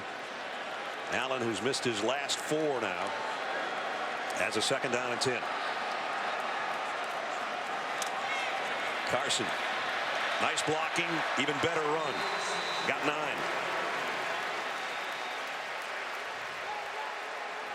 Kind of a power sweep. Nick Kelly or Mike Matthews, the center, is not an oversized guy, but he's athletic. He was leading that play.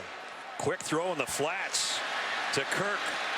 Oh, and he tiptoed for the first down, or did he step out of bounds? He got it, didn't he? They put it right on the line.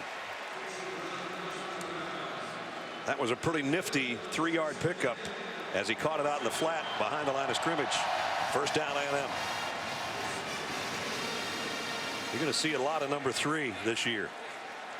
We've already seen a lot from him tonight as he's a leading receiver and has a 79-yard punt return for a touchdown.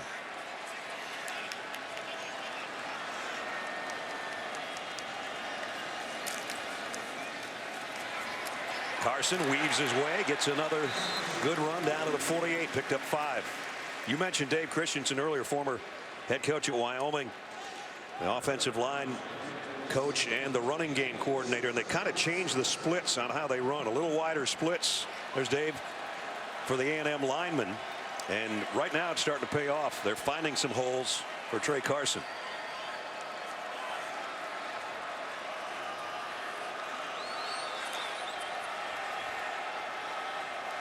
On 2nd and 6, Allen throws a quick slant, trying to get it to Kirk, and it was covered pretty well by Salamo Fiso, the outside linebacker. Well, the difference between these two offensive lines is Jermaine Ifedi, who plays right tackle for Texas A&M, is a potential high draft pick at right tackle. They got a new left tackle. They've got other starters that are back. Arizona State has 2 brand new tackles starting tonight. Not the same situation for A&M. Niederhofer, wide receiver, was a motion man. Comes a blitz, 3rd and 6. Allen goes down. The blitz pays off. Extra man there in the backfield, and Ami Latu is the guy that comes up with a sack. Really nice play by Latu. Just a straight bull rush. He's going to run right by the guard. Good quickness off the ball. Rips that arm underneath and goes right to the quarterback. Nothing fancy about this pass rush. Just speed, and got that arm underneath and drove right back to the legs of the quarterback, Kyle Allen. It looked like A&M had something going with their ground game, but it sputters to a halt here on 4th down and 15. Hayes will field this at the 7. Made the first man miss, but not the second, and got back around the 13-yard line. Texas A&M hanging on with 11:27 to go, 3rd quarter, by a touchdown. Tonight at NRG Stadium in Houston, where the Aggies have led throughout. We're up 14-0. Then a turnover led to a short touchdown pass by Arizona State, and now the Sun Devils have got it back again. But their field position has been lousy tonight. Back at the 13. 20 possessions, 14 punts, 3 turnovers, 2 offensive touchdowns. Well, here comes a big play. Richard, best run of the night for him. DeMario Richard picks up 15. Yep, nice job getting outside.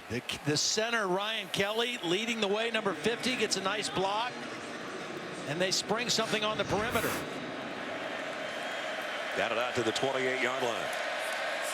And they'll keep it in his hands. Got another good block on the edge. Marnie Watts knocked him out after a 4-yard pickup.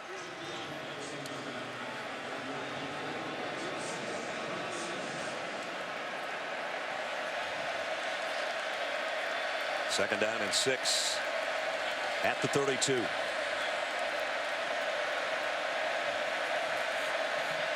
Bercovici again. He'll keep it this time. Good decision. And he got a first down. They had a throw option off of that, but Lucien was covered, and a nice decision by Bercovici. After he pulls the football, he's looking to throw to Lucien, but that's covered, and he makes a nice smart move to run for the first down, and they got a little something going here with better field position. At the 41. And now he comes up on play action, and that probably should have been caught by Lucien. He got a little bit turned around with a corner out there, but it was a catchable ball. See, they came right back to the same play, and this time there was only one defender in man coverage. It was Brandon Williams, and he was beat. That wasn't a really well thrown ball. Throw that thing on the other shoulder where he doesn't have to turn against that single coverage. Bercovici, in the 3 games he played in last year, wasn't afraid to go back to the same receiver on back-to-back plays. First of all, he thought about him on the previous play, ran, and then that time he did let it go. And Lucien couldn't handle it. Second down and 10 from the 41. I just think you got to find a way to get DJ Foster to make a play. Blitz off the corner. And it's a perfect play if he can get some blocking. Oh, but Hayes got leveled. Justin Evans. This guy, Justin Evans, likes to hit. That's about the 3rd or 4th hit we've seen him make tonight from his safety position. There are some guys that run to a tackle, and then there's other guys that run through a tackle. Justin Evans just ran through a tackle. Man, junior college transfer out of Wiggins, Mississippi, and that was a collision. 3rd down and 10. So again, it's long yardage on 3rd down. Let's see if the Sun Devils can get it out across midfield. Bercovici out to Hayes, and he just flat dropped it. Yeah, got to catch that. He's looking upfield. He's wanting to see where the green grass in front of him is, and he probably would have made the first down with his speed, but it's a matter of first things first. They had a good play call, a nice quick throw. Gump Hayes ran right by the rushing Myles Garrett, and they probably would have picked up the first down, but you got to convert the play. So Hawk to punt again. Christian Kirk, they bottled up pretty well since that explosive punt return he had earlier in the first half. And it's punts like this, these end-over-end jobs that you have to fair catch. And Christian does around the 22-yard line. So we're switching quarterbacks again when we come back. Kyler Murray will take the controls for Texas A&M. Like a full moon. You add that to Comic-Con going on here in Houston, and some weird things could happen tonight before it's over. 14-7 A&M. They'll start with their freshman quarterback at the 22-yard line. And his first charge, I'm sure, from coordinator Jay Spavital is take care of the football, which Kyle Allen has not done particularly well with a fumble and an interception. Couple-yard gain for Trey Carson, who's been a workhorse tonight in that backfield. Kyle Allen on the sideline, over 1,300 yards and 16 touchdowns with 7 interceptions a year ago when he took over for Kenny Hill, who has since transferred to TCU. That was part of that 5-0 start, and everybody was all fired up about A&M. They got up to 6th in the country before they lost 5 of their next 7. They did rebound under Kyle Allen to win their bowl game, the Liberty Bowl, over West Virginia. So they ended up 8-5, but 6th in the SEC West, and they don't want to be 6th in the SEC West again. And that is one tough division of a conference, the SEC West. We talked about how many ranked teams are there. Murray somehow got away from the rush, and he throws a strike as well to Josh Reynolds. First of all, I didn't think he was going to get around the oncoming rush of Longino. Well, Holly asked Todd Graham, what were you going to do? He only rushed 4, and he had a spy trying to keep his eye on Kyler Murray. It didn't help. Carson's dropped for a loss by Ami Latu. Nice play by Latu, who's had a good job on that defensive front. That previous play, though, by Murray was 3rd and 9, and they got 21 yards on that pass play. I'll say one thing, he doesn't look overwhelmed by the moment, does he? No, he really doesn't.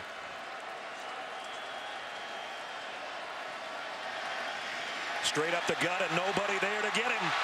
Here's the speed. A little high step and then a tiptoe out at the 36-yard line.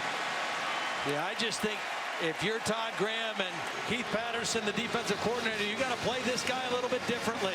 You can't turn your back to this guy and run in man coverage.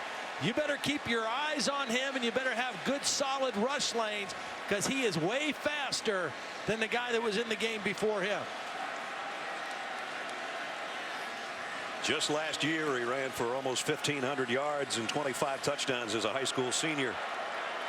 To go with almost 5,000 yards and 54 touchdown passes. He's shown a little bit of that here in his debut tonight. Extra rusher coming. He's going deep into double coverage and intercepted. There's his first mistake. And Jordan Simone with the interception. Well, he locked on his receiver, and he was trying to go to Speedy Noyle, and all he was looking at was the corner. He was not paying attention to Simone, the safety, who was coming over to help. See, his eyes never moved the safety. And Simone, who's a veteran guy, a transfer from Washington State, a key leader on this defense, read it the whole way. You have to use your eyes to hold the safety in a position to make that throw. And he didn't do it. Pretty good hand fight going on between the corner and the wide receiver, but there's the first miscue of his young college football career, and it gives it back to Arizona State at the 12-yard line. Here's a jet sweep and goes nowhere. DJ Foster might have gotten a yard out of it. That's it. Well, I think the story of this ball game so far has been how well the A&M defense has played, particularly in stopping the run. I mean, this is a team last year in their 5 losses. They gave up an average of 293 yards a game rushing, and they have virtually one-dimensionalized this Arizona State offense tonight. John Chavis, a decade in the SEC at Tennessee and then LSU. And here in his first game as coordinator for the Aggies, and his defense just about forced another fumble there as Walker got to Bercovici. That was coverage. I mean, Bercovici had time initially to make a play. There was nobody open. See, he's got time. Now they're going to decide if this was intentional grounding, just trying to get rid of the football. Looked like Cody Cole was out there and threw the ball where there was no receiver. Intentional grounding. Offense number 2. I kind of thought there was a receiver in the area. I thought 83 Cody Cole, the tight end, was out there, but I don't know if Bercovici saw him, but I thought there was a receiver in the area. He definitely did not leave the pocket. Watch 83. First he's blocking, now he's releasing, or he's going to. Right there, he was, well, I don't know. I guess he was 5 yards away. Yeah. Good call. And now a bad situation for Arizona State. 3rd down and 16.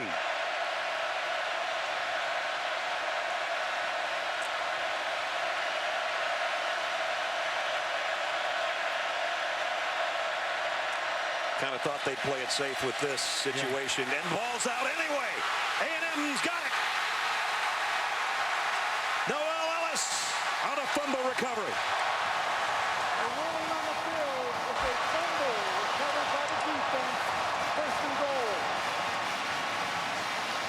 Well, Donovan Wilson is the first guy to make contact, and Deshaun Hall is going to come from behind. Watch Donovan Wilson, 6. He puts his head on the football, and then Day-Day is there to finish him up. And what looked like was a safe play, and let's set up a punt and play defense, turns into a disastrous turnover deep in Arizona State territory. Noel Ellis, number 4, is the guy that came up with it. There's his dance as he'll head to the sideline as number 4 gave it back to his offense at the 4. I'll tell you what, number 6, Donovan Wilson, the nickelback, has had a heck of a ball game tonight. He has been around the football. Carson maybe got a yard out of that with forward progress.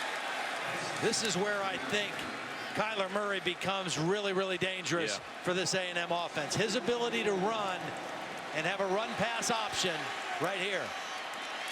Carson, 2 tough yards. 3rd down and goal.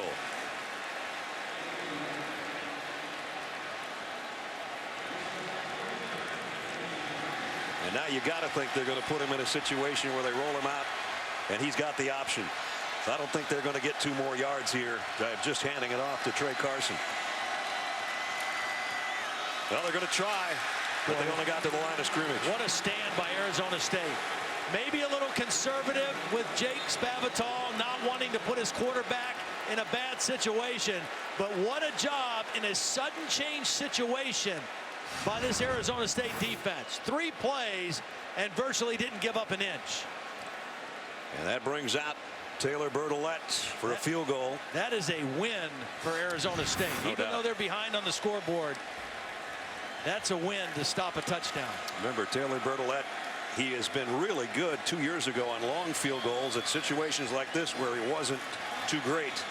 A 19-yard attempt to try to make it a 2-score game. And it's perfect. Bertolette adds 3 more. Big stand by Arizona State, but still they're down 10.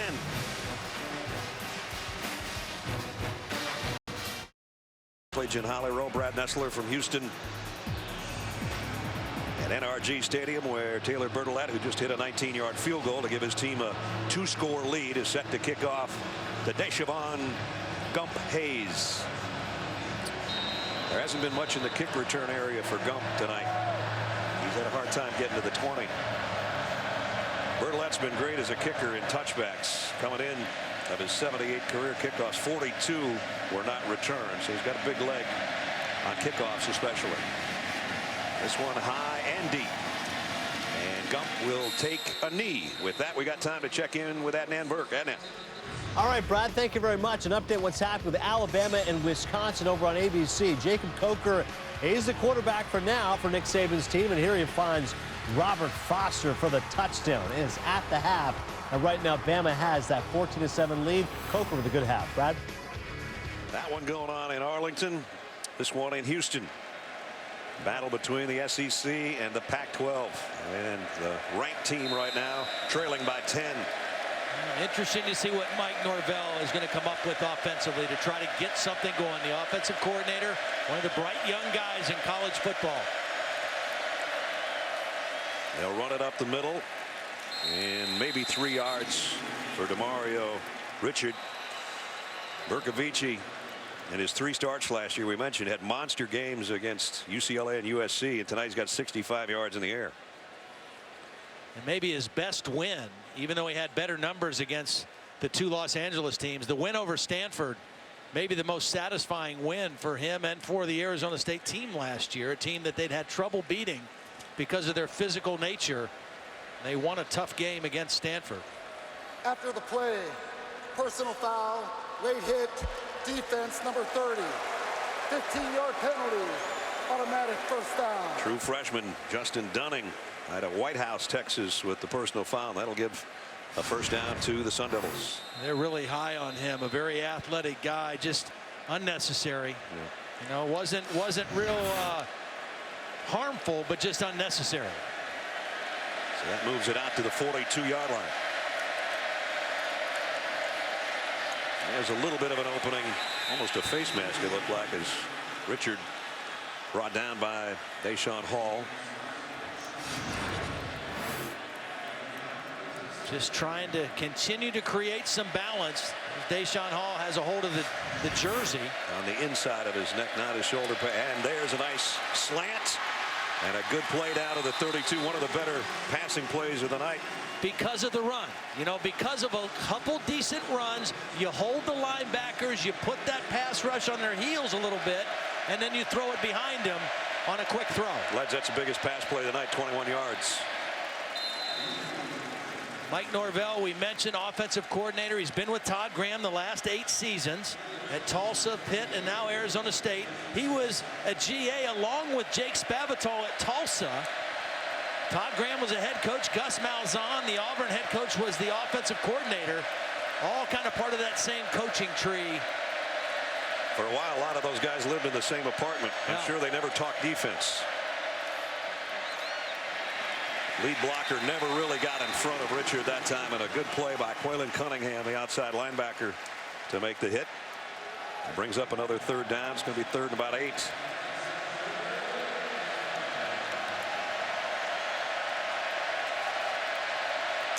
Where is DJ? They got one big pass play, and they got one big penalty. So where's DJ Foster? He's the guy that's got to make a play for him sooner or later.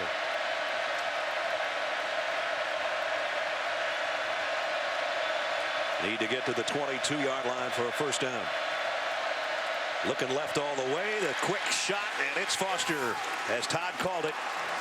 And they pick up 10 yards, 11 yards, and a first down. He's just too big of a weapon for your offense to be so quiet in a game like this. Get him the football and get him engaged and let him make some plays. Last year, 21 plays over 20 yards or more, 65 plays of 10 yards or more. They'd take any of those they could get tonight.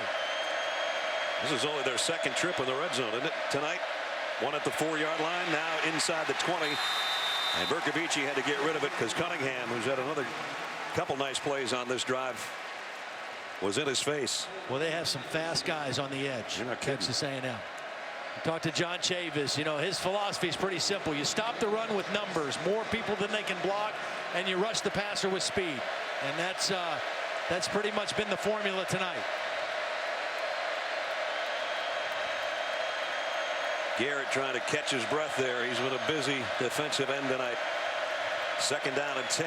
All 3 wideouts to the left side for Bercovici. And now he's going to run. And he's going to pick up a first down and then some. Touchdown. Looked like a broken play. It's a 19-yard score. Well, he was looking for the tight end, Cody Cole. And he had an unblocked guy who's already been harassing him quite a bit. Watch him freeze the linebacker with this little pump fake. He got him up in the air, and then he tucked the ball and ran right underneath him. Got a nice block from his tailback, Richard, and into the end zone. That's the poise you were talking about a guy that's been around 5 years in the program. Quaylen Cunningham has made a couple nice plays and pressured Bercovici. That time he got fooled with the fake. Gonzalez straight up the middle with the extra points. So Arizona State finally got something going, and it was their senior quarterback who did it on the ground. 19-yard scoring run, and it's 17-14 A&M.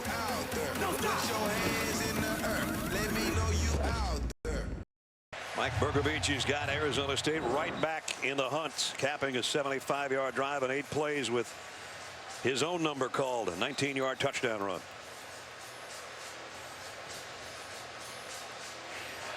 You just keep chipping away. You know, a nice job of mixing the run and pass in that drive. It hasn't been easy, but I mentioned that win over Stanford last year. It wasn't flashy numbers. It was steady. It was keep pounding. keep grinding, and they find a way to win. And right now they found a way to get right back in the ball game. And I go back to that stop by their defense, forcing a field goal after the turnover, holding it to a field goal. Now we got a 3-point game. Talking about Stanford, how about them getting pushed around by Northwestern today? Impressive win by Northwestern. No doubt. Very surprised with that. Here's Gonzalez kick. It's deep. Christian Kirk wants his hands on it. The freshman will take it from a yard deep. And a nice return out to the 25 as DirecTV takes you inside the drive on that scoring run. Well, let's go back and take a look. Now they're looking for the tight end, and there's going to be 2 defenders that go with the tight end. And what that's going to do is isolate Cunningham, the defensive end, and watch him go for the fake by Bercovici. When he leaves his feet, it's over. And Bercovici has an escort to the end zone with his tailback Richard, and a huge play, the quarterback making it with his feet. Well, we've got Kyler Murray in at quarterback. I don't know if that says something or there's going to be a controversy here before it's all over, but Kevin Sumlin's giving him the keys right now late in the 3rd quarter. And on the option pitch, he gets it out to Carson. And Carson with a stiff arm picked up 2 or maybe 3.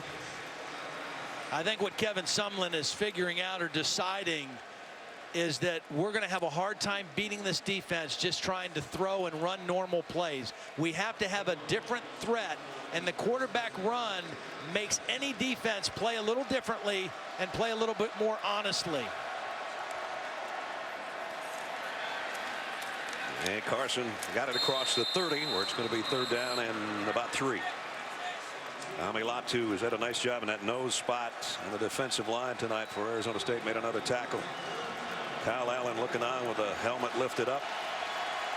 See a play like this. The difference between Kyle Allen and Kyler Murray is if things break down, this guy gives you a better chance of maybe making a play and converting with his speed and his athleticism.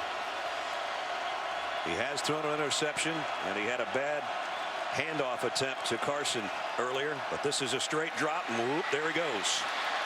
And heading to the 1st down marker, and then some. He cuts it back, and a slide at the 42. Whoa. See, this is no disrespect to Kyle Allen, but Kyle Allen's not going to make that play on 3rd down. When the protection breaks down, this guy can give you that play, and there are very few quarterbacks in college football that can do that. And he got about 12 extra yards when it looked like he was going to go out of bounds. Tight-roping that sideline. Here he is on 1st down, and he's going to go deep. Overshot everybody, intended for Speedy Noyle.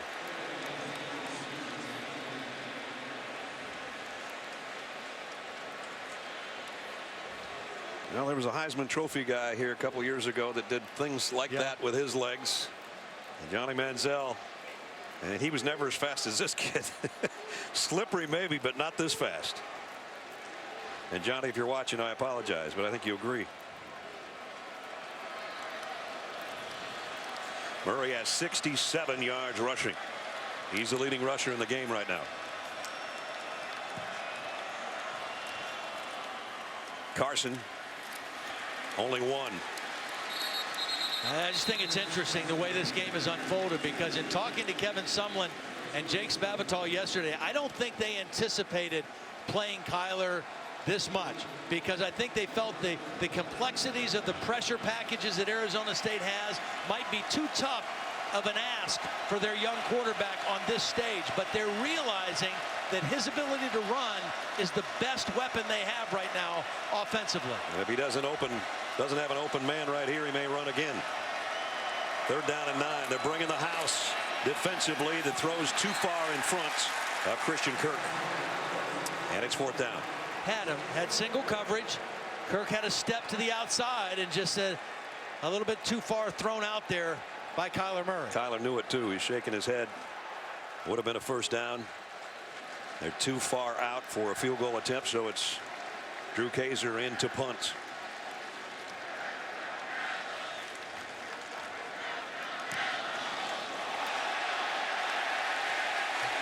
Well, we saw another time. Whoa, that bounced at the goal line, didn't it?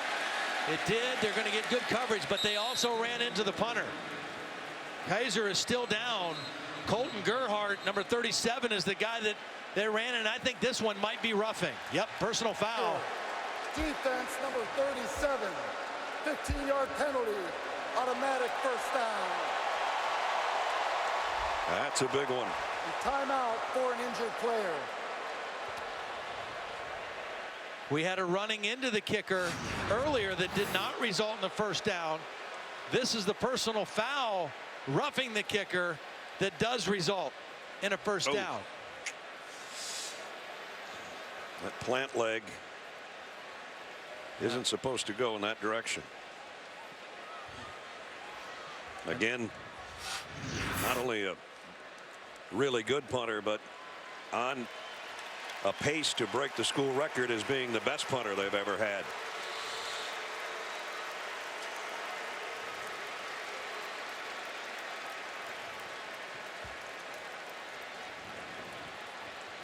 So while Drew Kaiser is taken to the sideline, his offense will take over at the 27-yard line. Again, with this kind of field position after that play, after the penalty, a great opportunity right now to try to strike with a big play with Kyler Murray. They empty the backfield, so he's going to do something with it. Run or pass. And it's run all the way. And not much. About a yard. He got drilled by Salamo Fiso. Yeah, great tackle by Fiso. He had a beat on him, and he was going right for the legs. Didn't get fooled by any fake. Took him down for a short gain. Salamo makes a lot of the calls and transfers a lot of information there defensively, and he just made a nice play to bring down Murray after a short gain. We played 3. Close game. A&M 17. Sun Devils 14. Fourth quarter coming up.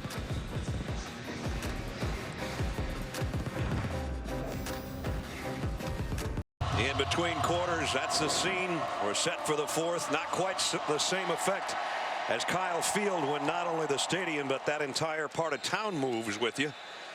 But they had it rocking pretty good at NRG Stadium in between quarters. Fourth quarter starts. Brad Nessler, Todd Blackledge, Holly Rowe, and our ESPN crew with the Aggies up by 3. Kyler Murray throws complete. Ricky Seals-Jones drags some guys with him for 5. Nice play by Armand Perry. Good wrap-up tackle. Brings up a third down. Critical third down in the ball game right here. Early fourth quarter. Again, this is where you have to be very disciplined in how you choose to rush Kyler Murray. They're in field goal range, but they would much prefer to keep this drive alive and end up with a touchdown. Murray with 4 wide receivers, but they keep it on the ground straight up the middle to Carson, and he's not going to get there. Well, maybe. He got within a half yard. I'll give him that much. Kept his feet going. And it's 4th down and about a foot. Oh, boy. Well, he got the first down. That's good hard running by Carson. I mean, that is a running back that wanted it more than the defense. Todd Graham's saying what I was saying. Of a first down is under further review. I don't think he got there. Yeah. Let's take a look at the replay. That'll give us an idea. Needed to get to the 17. You tell me where his forward progress is stopped. He's done right there. Bill, what do you think? Looks like he came up about a half a yard short. So they should reverse this back, put it a half yard short to be the next down. There's another really good look from the sideline. As Todd said, you got to give him credit for keeping the wheels churning, but I think he's short. Todd Graham thinks likewise, and they're looking at it right now under review. And that's a critical review, because if it's first down, that's great. If it's not, there's a decision to be made by that man whether to try to get a foot or 2 or kick a field goal. Here's a call. After further review, the ball carrier was short by a half-yard line. It'll be 4th down, short of the 17, position 5. So the offense is coming out. And Kevin Sumlin's going for it on 4th down and that much. 10th play of the drive and the biggest play of the drive, obviously. You got a quarterback that has great speed. You got Trey Carson, a 235-pound tailback who's been the workhorse all night. And you got Mike Matthews in that offensive front for the Aggies trying to dig in deep. I think this is Carson downhill. Carson down in the backfield. Wow, Fiso, what a play. Salamo Fiso makes the defensive play of the game. Great anticipation on the snap count, and then watch the angle. No wasted motion. Right down the line of scrimmage, wraps up the legs, and throws them backwards. That is perfect timing on the snap count and the right angle to the ball carrier. And the reaction, Kevin Sumlin. Wow. I think he even said, wow. Nobody got to the outside linebacker making his 24th career start, a guy that's been around a lot and makes a huge play here in the 4th quarter. And now the ground game gets going for the Sun Devils. All the way out to the 39 is Demario Richard. Boy, I'll tell you what, nice lead block again by the fullback, Cody Cole. And good hard north-south running by Demario Richard. He seems to be getting stronger as the game goes.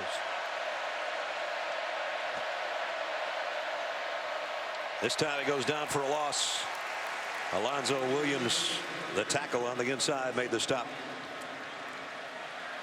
Remember, as we mentioned, a couple key guys in that interior defensive front for A&M not here. Obioha out for injury. Henderson out by suspension. So they don't have the depth that they thought they might have to start this game. And Josh Walker, the linebacker, the middle linebacker in the locker room, injured. Berkovici's going to get dragged down by Deshaun Hall, the other defensive end. John Chavis said, I've never had a pair this good. He's had a lot of really good players defensively at Tennessee and LSU. For him to say that, along with that guy, 10 and 15, and they're quite a pair to draw to. Well, really, the guard, Westerman, had a hard job that time because the quarterback moved up in the pocket and kind of ran himself into a sack on that play. And Aggies defense had only had 5 interceptions as a team a year ago. Would love one right here on 3rd down and 12.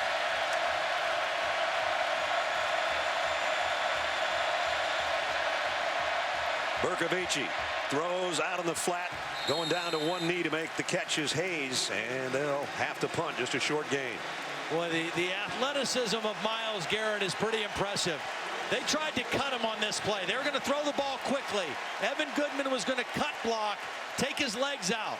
He got the cut block, but Garrett hardly didn't slow down. Watch him after the cut, pops right back up off his left hand and still gets in the way of the quarterback. Matt Hawk to punt. Christian Kirk back deep on the other end. And this one, we're going to clear everybody out. Takes a good roll again. Down around the 15-yard line. And it looks like Hawk, the punter, shaken up a little bit after that kick. Remember, A&M's punter is out with an injury right now.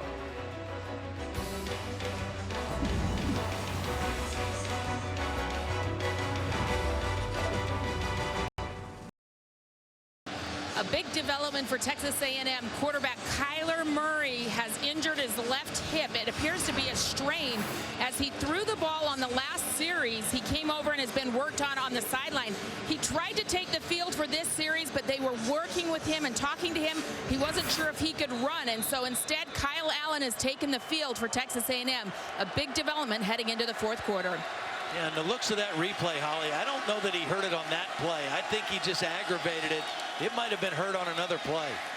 Kyle Allen zips it down the middle and throws a strikeout across the 30 to Josh Reynolds. See, this is where you now get to see the moxie and the maturity of Kyle Allen. He got taken out of the game. Wasn't sure if he'd be back in the game or not. But now it's his game to win or lose right now, it appears. At the 11-minute mark, first down at the 32. Allen pressured in the middle, throws to his safety valve and got it out to Josh Reynolds again. Pick up a 5. And what he maybe doesn't have that Kyler Murray has in terms of speed and ability to create, he has the ability to stay in the pocket, know where everybody is, and spread the football around. Those are 2 good plays in a row, finding an open receiver. Now 2nd down and 5. Half roll to the left and a strike again, this time to Ricky Seals-Jones. I think he's about a yard shy. It's going to bring up 3rd and 1. And Simone, even on the previous play, was cramping up. It looked like when he was covering Josh Reynolds over there on the previous play, it looked like he limped a little bit after that play, and now play is halted as they stretch him out on the far side.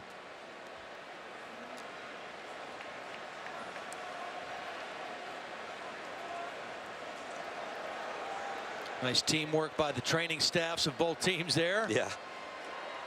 Pull up lame on the opponent's sideline. All's fair. Love and war here. Speaking of war, going to be one Monday night in Blacksburg. Ohio State, #1 team in the country, unanimous #1 for the first time ever. Everybody voted for them, except maybe the defensive players for Virginia Tech. Zeke Elliott, was he pretty good the last 3 games of the year last year? We saw him go for 230 against Alabama in the Sugar, and then he was even better against Oregon in the national championship game, and that made Cordell Jones' job a lot easier. Yep, absolutely. That offensive line for Ohio State just got better and better as the season went on. They stayed healthy. And that was a greatly improved football team from start to finish, and that's a credit to Urban Meyer and his coaching staff. We got a moment here before this 3rd down to check in with Adnan Burke back in the studios. Adnan. Jordan Simone, the defensive captain in the secondary. And again, I got to think it's a cramping problem. First game of the season. Sometimes that happens. It's not like it's 100 degrees. It might have been 90 something outside today, but we're inside, so we're pretty comfortable actually. And it's not like Arizona State's used to practicing cold weather, because I was down there a week ago and it was about 109 at 8:30 in the morning. So yeah, they're used to the heat. Well, it looked like it was going to be all Texas A&M in this game for a while, and Arizona State's that great defensive stop by Faso, and that's made it a ball game right now. So it's anybody's game here in the last quarter. Yep, the defense has come up with some key stops. Bercovici has just kind of kept to the grind, and he's not gotten frustrated because they haven't made the big plays. Had the nice touchdown run, and we got a 3-point game now going in here to the final 10 minutes and 25 seconds. And Simone coming off, and you could see him talking to his defensive teammates. That's why he's captain. He's telling him what to do before he gets back out there, so he can get back out there. Chad Adams, a sophomore, will take his spot in that safety position. Meanwhile, a big 3rd down coming up for A&M. 3rd and 1. Trey Carson in the backfield with Kyle Allen.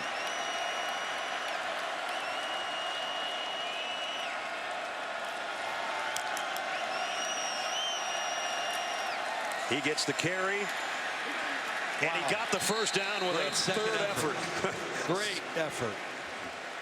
And he was hitting the backfield. This looked like we were going to have a similar play to the one Fiso made in the last possession. Demetrius Cherry got penetration on the inside. He's the first to make contact. Carson protecting that football and fighting forward for the first down. Came out at the very end, but he was already down at the 43. That's where it's first down for the Aggies. Under 10 to play. Throws complete. And that might be another first down to Damian Ratley on his leaping effort to get the first down at the 48-yard line. 47-yard line, I beg your pardon. Well, and if Simone is out of the ball game, I would keep going at that side. I would go after his replacement as much as you can. Kyle Allen 4 for 4 on this drive. That one's too high, intended for Seals-Jones. And Chad Adams was the guy that they were picking on, or trying to. Yeah, you try to isolate him by your formation and go at him. I mean, that's smart football. Ricky Seals-Jones is a tall receiver. Chad Adams 5'10", just an overthrown ball that time.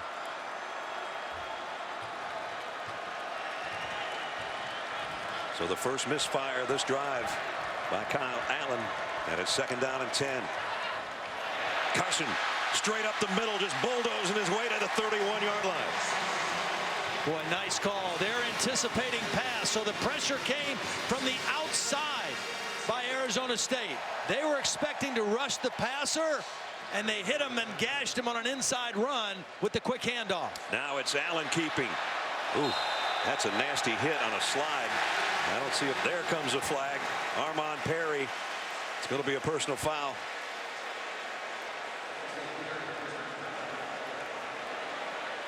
After the play, personal foul, late hit, defense, number 13. Half distance to the goal. First down. Kyle Allen, by that slide, had given himself up. He was totally sliding. There was no question that he was sliding, and there's no reason to make this hit.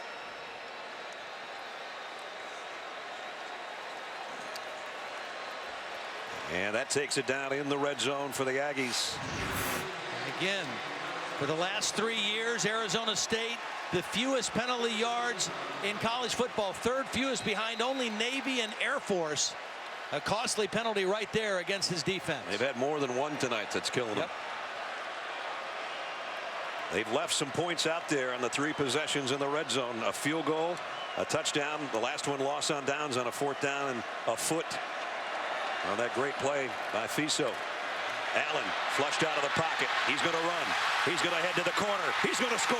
Touchdown.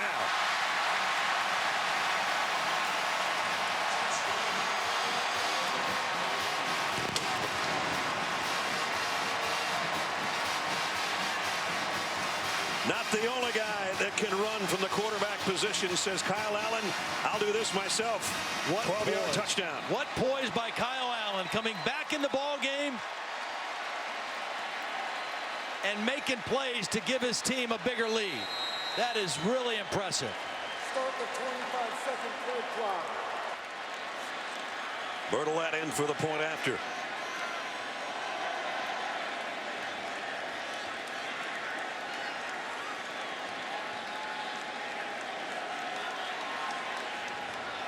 .8:32 remaining in the 4th quarter. And now it's a 10-point game again. 84-yard drive and 9 plays. He was almost perfect throwing the ball, even more perfect on a 12-yard touchdown run for Kyle Allen. And mom and dad in the stands saying, that's my boy. That's my boy. Aggies by 10.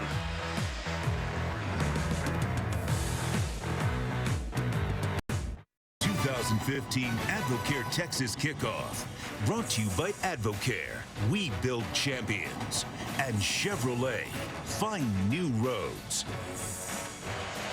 Great crowd here in Houston.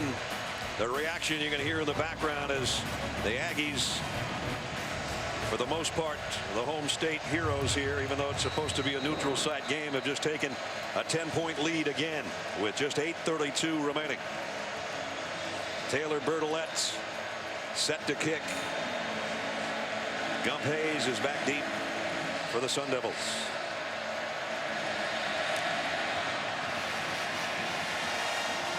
And Gump's not going to have a chance. Thought about it and took a knee as we take a look at tonight's Good Hands play brought to you by Allstate. This guy, they had it in the right hands, Mr. Blackledge. Well, Kyle Allen did a great job, but watch Trey Carson, first of all, come over and get the block on the blitz. That's going to be the first key to the play. Kaysen gets the blitz.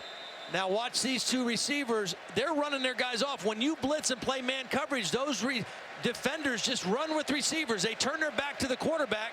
Kyle Allen saw that and capitalized by getting in the end zone. A&M's quarterbacks have 4 runs of over 10 yards tonight, including that 12-yard touchdown scamper. Now the pressure is on 5th-year senior Mike Bercovici. He throws a slant for 9 to DJ Foster. And time is going to become of the essence here pretty soon.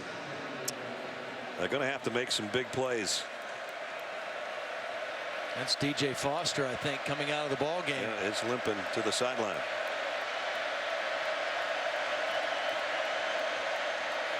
And Bercovici keeps it and throws it in the dirt.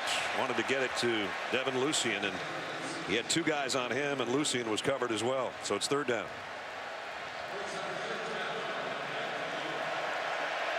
I don't think it's 2-down territory on this spot on the field, but they got to get this first down.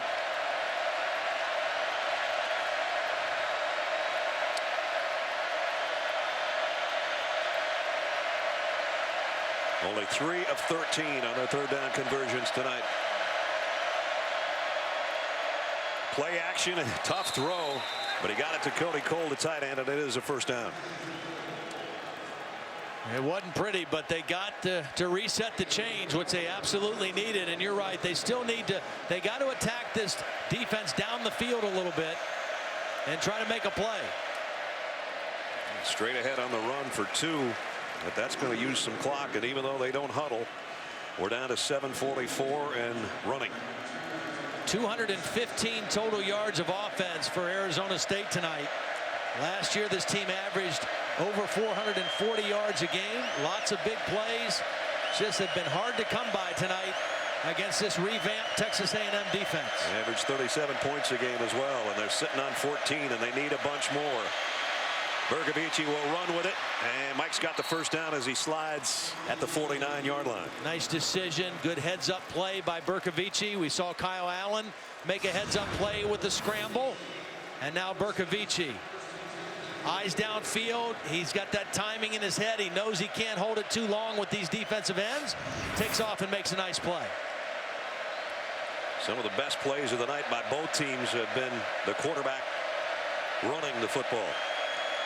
First down at the 49. He's going to run it again. No, he's going to throw. And that should be a flag. Nope, guess not. Devontae Harris makes the play on Frederick Gamage.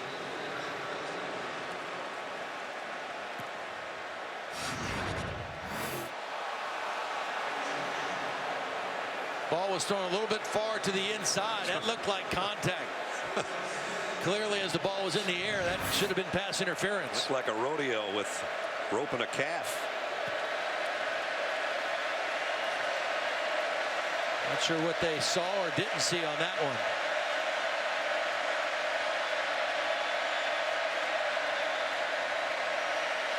Bercovici screen pass.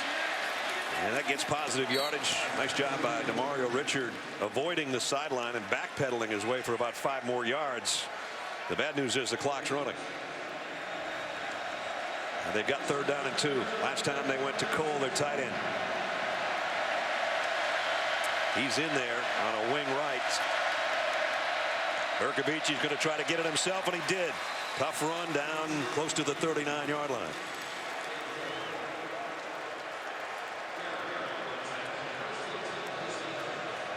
We're going to be around 6 minutes on the next snap. First down at the Aggie 39.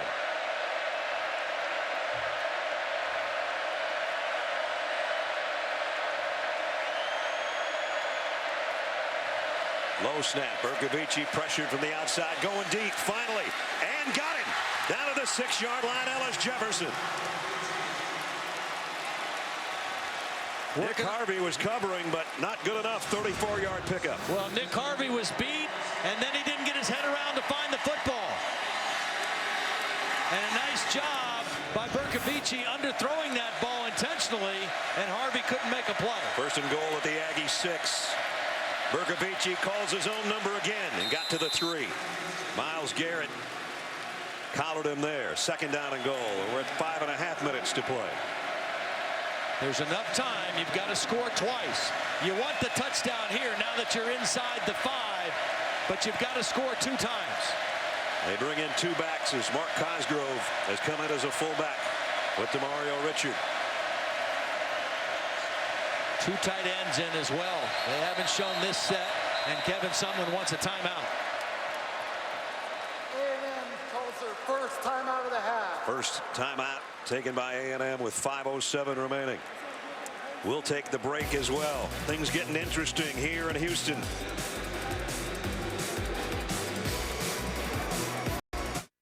Back to the Advocare Texas kickoff presented by Hilton. Becoming a very good one with just over 5 minutes to go because the Sun Devils have moved it down to the Aggie 3-yard line with a second down and goal. Texas A&M had to use a timeout. They had 13 guys on the field. It wasn't just the formation fooled them.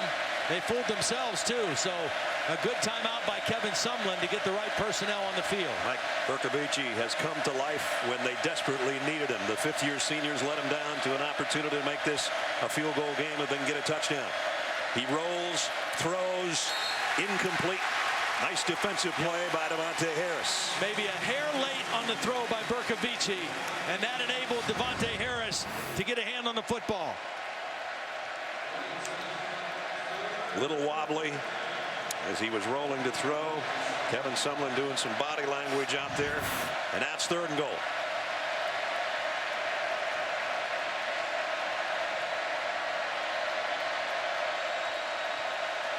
The only good thing for Arizona State on that incompletion is the clock stops, so you're not fighting the clock on this play. If they don't score a touchdown, it's going to be a big decision to be made. They're going to run it. They're not going to get a touchdown. They're not even going to get a yard. They lost yardage. Myles Garrett was the first guy there. Boy, it looked like Bercovici could have kept this ball, too, to the outside. They gave it to Richard.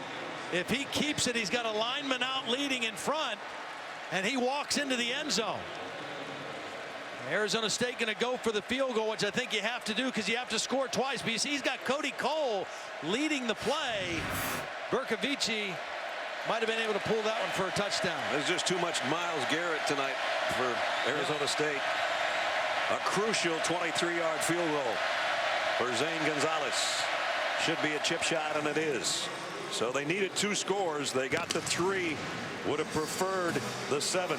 And it's a 7-point game with 4:16 to go.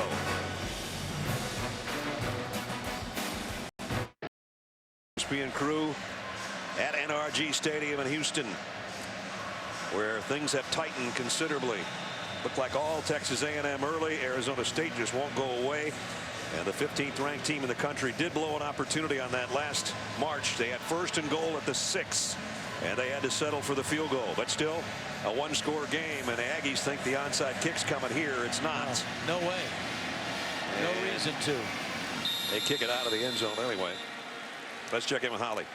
Well, guys, Kyle Allen has had such an interesting night. The kid from Arizona gets benched in the second half for the speedier Kyler Murray, who's a true freshman. And as I watched him carefully on the sidelines over here, he was very stoic. He never got too down, but he was sitting by himself frequently, being very quiet on the sideline. It's tough to sit there and watch maybe your job getting taken a little bit. But to his credit, he came right out. When they called his number, he was ready. He scored to put them up in this game. What a mental, interesting night for Kyle Allen, and he has handled it beautifully for the Aggies. Well, right now he can ice it as Mom and Dad are looking on with 4:16 to go. He can take him the length of the field and chew up some clock. Arizona State does have its full complement of timeouts. Allen pressured, steps up, throws just as he got to the line of scrimmage, and it's a pickup of 9, and he was very close to being over that line of scrimmage. Well, and right now, and I couldn't agree with Holly more. I mean, the poise that he's shown, I actually think getting taken out of the game settled him down. And I looked at him on the sideline, and I didn't know if he'd be ready to come back in and play, but he's played much better since he was on the bench.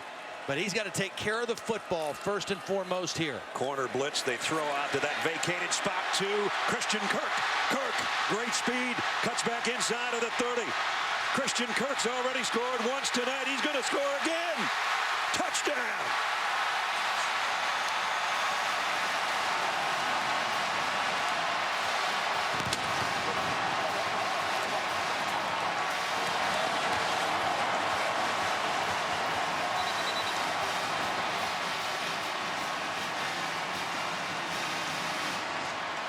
Welcome to college football, Christian Kirk.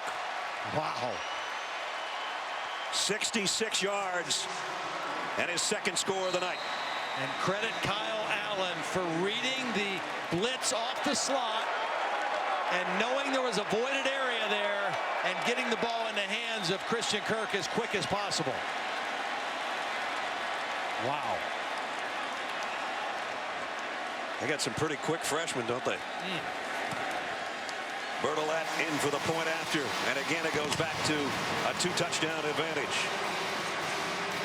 Here's what Kyle Allen's going to see. He's going to see that pressure coming. He gets out of the fake quickly and makes a nice, accurate throw. And then one missed tackle, and this is just like the punt return again.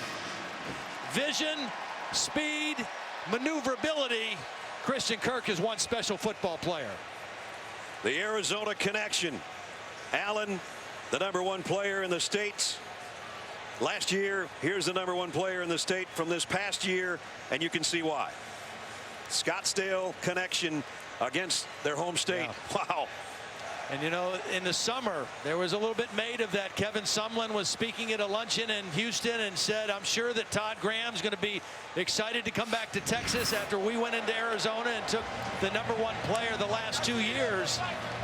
He tried to play it off like it wasn't a shot. It wasn't that. But I'll tell you what, those two guys have stepped up and put Texas A&M in a great chance and great situation to win the football game.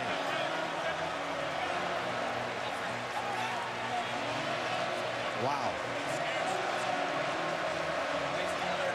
3:45 remaining. Bertolette to kick.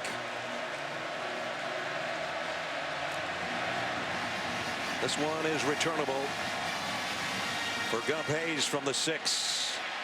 Broke a tackle at the 20, got out across the 30 to the 31. Christian Kirk out of Scottsdale, Arizona, as he made his presence felt in his first college football game.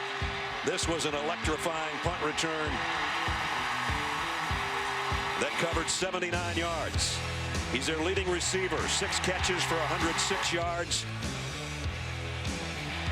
And then moments ago, what might be the backbreaker. Takes the swing pass, makes one man miss. Now turns on the jets and weaves his way with a little help from his friends. 66 yards for a touchdown. As we check in with Holly. Well, Christian Kirk is a true freshman, but the coaches say he has been a true professional.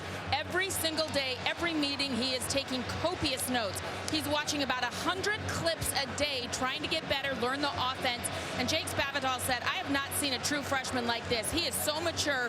He wants to be a pro, and he has shown that with his work ethic before practice, after practice, and we're seeing it tonight in the game. As a senior in high school last year, he rushed for 1,700 yards, or very close to it, at 25 scores. He caught 61 balls for almost 1,200 yards and 17 more touchdowns. And tonight he's done it both ways. A punt return and on that last pass. There was offside on the last kickoff, so we have to do it again. And we'll see if Gump Hayes can do better than around the 30-yard line on his last one. This one's from the goal line. And that's not going to work out so well. Didn't get to the 20. Nice job by Noel Ellis.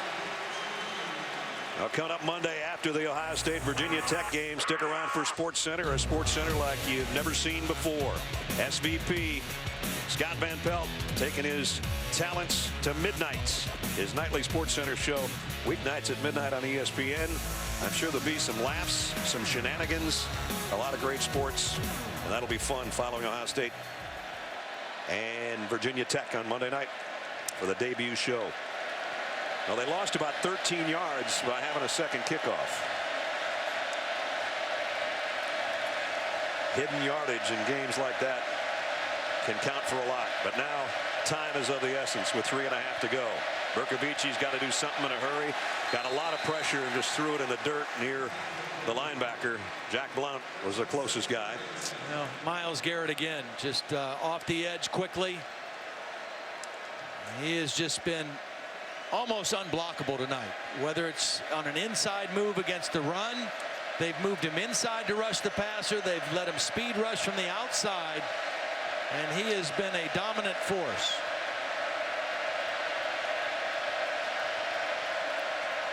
Berkovici on 2nd and 10 got around Garrett momentarily, and incomplete, and a flag. We're going to have, I guess, pass interference on Devontae Harris. Ellis Jefferson was the intended receiver.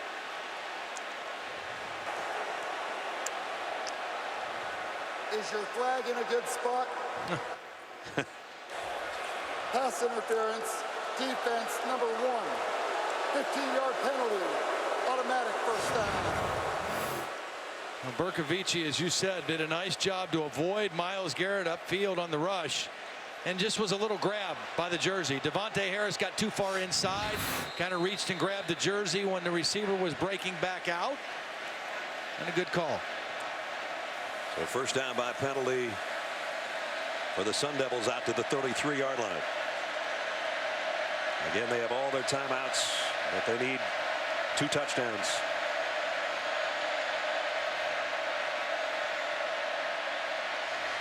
Berkovici's going to have to eat this one. Got back to the line of scrimmage, and that's it.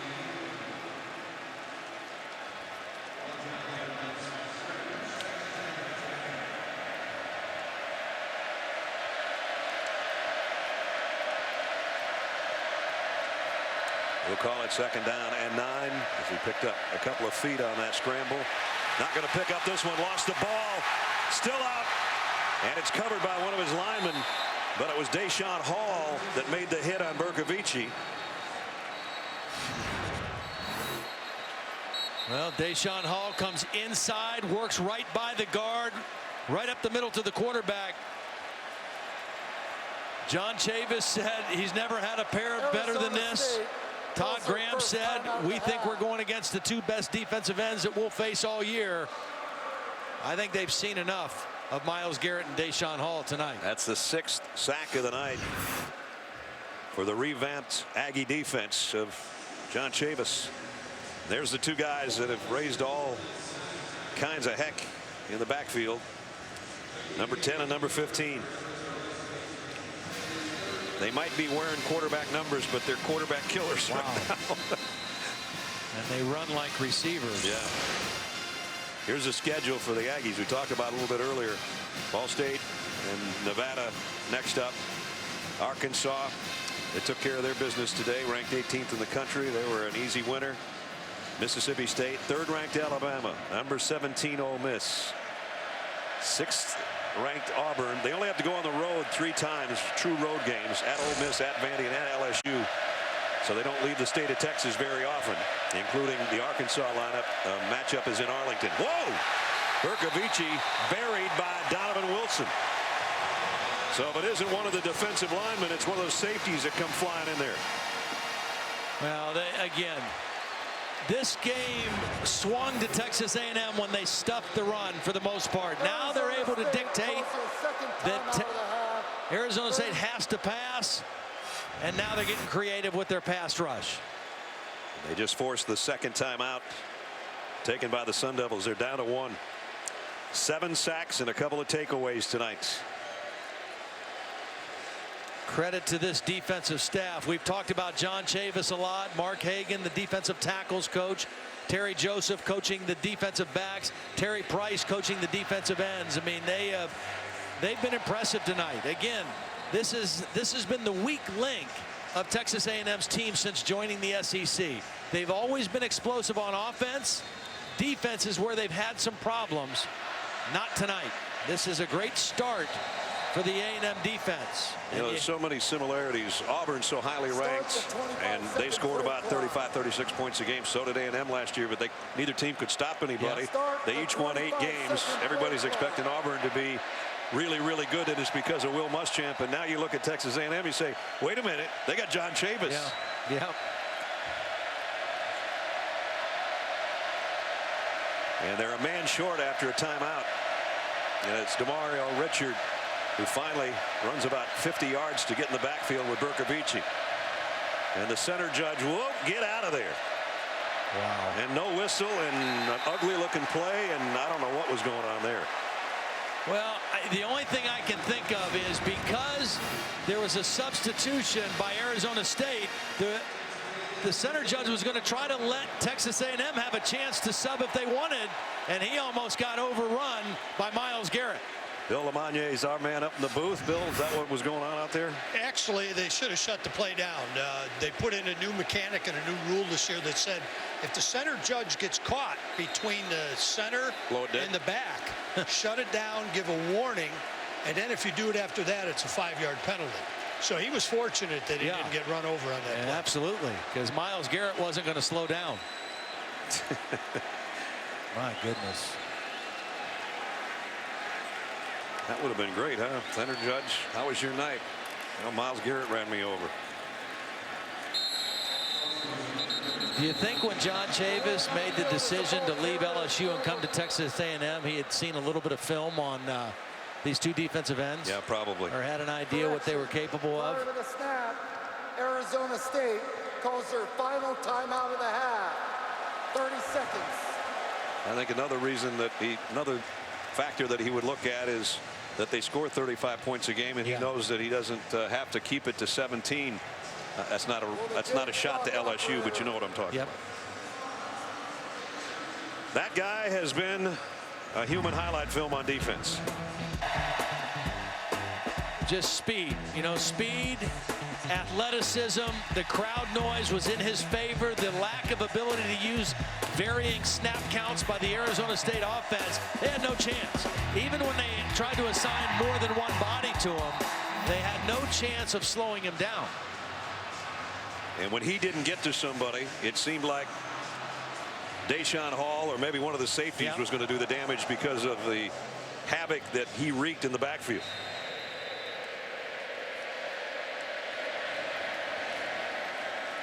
Well, out of timeouts. Arizona State can't stop this thing now as A&M with 2:23 to go has a 14-point lead, and I guess what is going to be by a lot of people looked at as an upset. I don't agree with that. I expected them to win this game tonight with this crowd and being in their home state. Well, and for Todd Graham, when you play a game like this, if you lose, it doesn't define your team. It doesn't define your season, and it doesn't derail either team from their main goals, which would be to win their league, to win their conference. And I think the interesting thing for Texas A&M will also be how they continue. They've been a fast starting team. They were 5-0 last year, and they killed South Carolina the first game in Columbia, and then the wheels came off midway through. Well, they just wheeled in for another touchdown that just tops it off for Trey Carson from 10 yards out. Trey Carson has been a stud tonight. I mean, he has run hard. 96 yards on 29 rushes. Nice job blocking on the inside, the right side of that Texas A&M offensive line. It just took him over 1,000 rushing yards in his career. He needed 90 for 1,000. MVP of the Liberty Bowl last year and picked up where he left off. Todd mentioned that South Carolina game. He had 3 rushing touchdowns in that demolition to open up the season last year in Columbia. Bertolette's extra point makes it 38-17. Watch the right side. Joseph Cheek, 79. Affetti, 74. And an easy touchdown. One of the easiest runs that Trey Carson's had all night.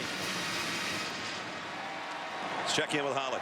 Well, guys, keep in mind, because of the injury midway through the second quarter to James White, the backup running back, Trey Carson has had to play every single snap except for one from that point forward. He has been the only running back on the field in the second half. This kid has put in a monstrous performance tonight, and he sweated through his pants. Everybody else's pants are white. His are about clear, but he still had the energy to run it for that touchdown. Super impressed with his endurance tonight, having to carry a heavy load. There's his career now, 1,006. And adding a touchdown just moments ago. That's put this thing way out of reach. Arizona State has no timeouts left, and they have no chance remaining with that much time. Texas A&M, you think they did pretty good in the fourth quarter? How about 164 yards and 3 touchdowns? They outscored their opponents in the fourth quarter last year in overtime and the fourth quarter, 116-54. So they're picking up where they left off, with the fourth quarter being one of their best. Arizona State, we talked about their schedule a little bit earlier. Cal Poly, New Mexico, and then hello Trojans and hello Bruins. Both ranked in the top 15.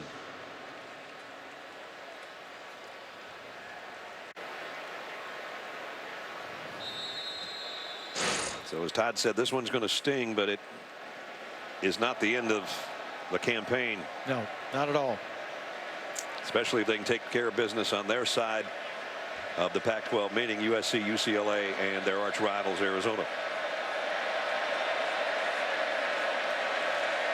Bercovici throws on the run, completes it, tiptoeing out of bounds as Ellis Jefferson. We're going to get back to A&M, and just as where they go from here, and once they get into their SEC schedule, you know, they got beat up when they played Arkansas last year in Arlington. They play them again in Arlington about the same time of the season, maybe a little earlier this year. They won the game in overtime, but they really kind of lost the war because they got beat up physically the way that Arkansas plays.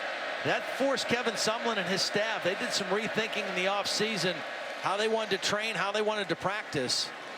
And they're implementing some new things. They're switching their Thursday, Friday routine a little bit. They're more emphasis on their recovery training, recovery work in the weight room and with stretching. And at least for the first night, it's paid off.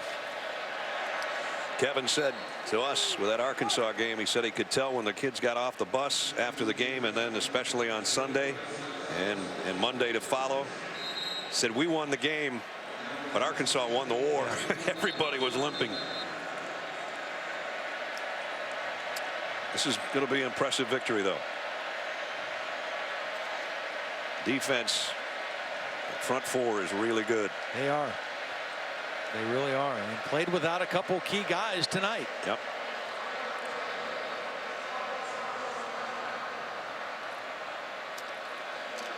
Most of this crowd that was heavily in favor of Texas A&M, even though it's considered a neutral game, they're sticking around to enjoy it. The Sun Devil faithful might be walking out of here, but the Aggie fans aren't. Flag down, might have been Evan Goodman with a false start again. He's had 2 or 3. He's had a rough night. Offense, number 57, 5-yard penalty, first down. Evan will have better games somewhere down the line, but tonight he's been matched up with some dudes that he couldn't handle. And those guys aren't even in there right now. He's just a tired guy.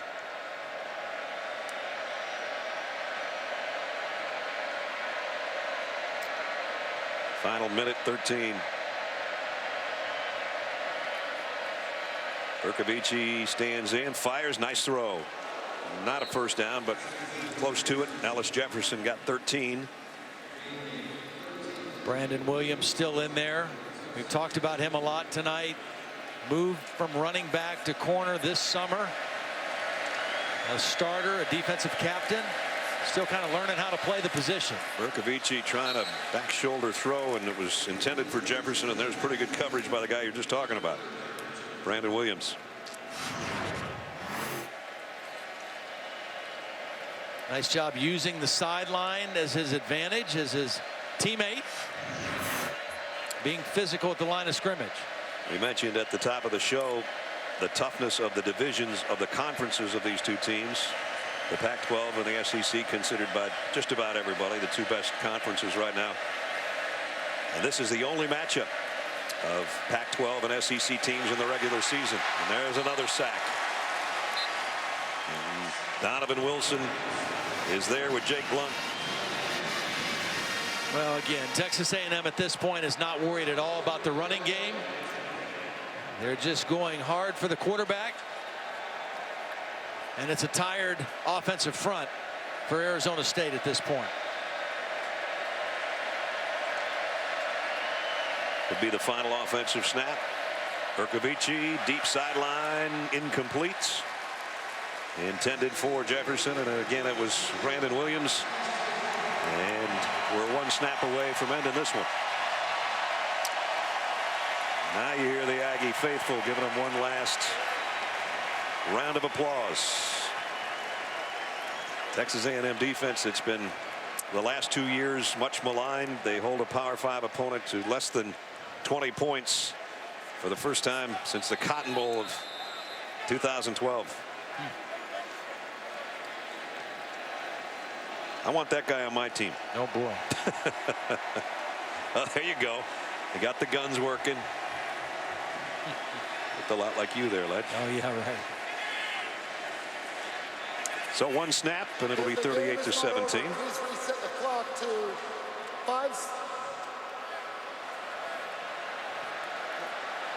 How many?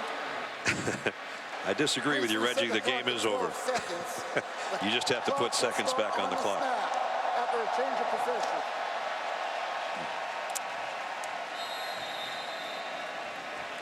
So Kyle Allen, who rebounded nicely from being taken out of the game, ends up being one of the stars of the game. Takes a knee. Kevin Sumlin's Aggies are 1-0. Arizona State, the number 15 team in the country, won't be number 15 on Monday. So an impressive win for the Aggies to open up the season. 38-17 is the final score here in Houston. For Todd Blackledge and Holly Rowe, and we'll be back with you shortly. Brad Nessler saying so long. SportsCenter is next. All right, Lisa, 38-17 as the Aggies celebrating there. Their post-game celebration as well. They should. And Holly's with a winning coach. Well, Coach, you had a very up-and-down game. Both quarterbacks got in and got action. Where in the second half did you decide Kyler Murray had some legs to help you in this situation? Well, you know, we needed a spark. I think Kyler gave it to us right before the half, kind of changed the rush point with what he does. He took a pretty good shot. In the time before, he got a little stiff on the sideline. I can't say enough about his performance coming in as a freshman, and then Kyle Allen coming back and doing what he did in the fourth quarter to really get us back in some breathing room and win the game. Both those guys played well. That's what I thought. You know, Kyle Allen's on the sideline. He could have gone in the tank, not getting his name called series after series. So what did you think when he went in and led you down for a touchdown? You know, it's funny you bring that up because I told him after the touchdown, when the touchdown run, I said last year this time, you may have pouted, you might have been down, you knew what was happening. He's a year older, a year more mature, he's handling things, and we're going to need both those guys. You can see both of them can play. We'll have a plan for them going forward, but how about that defense, huh? I was just going to ask you, how do you assess the defense? What were the biggest changes you saw? Well, you know, we've got some experience now, but those guys flew around, were physical, got up the field.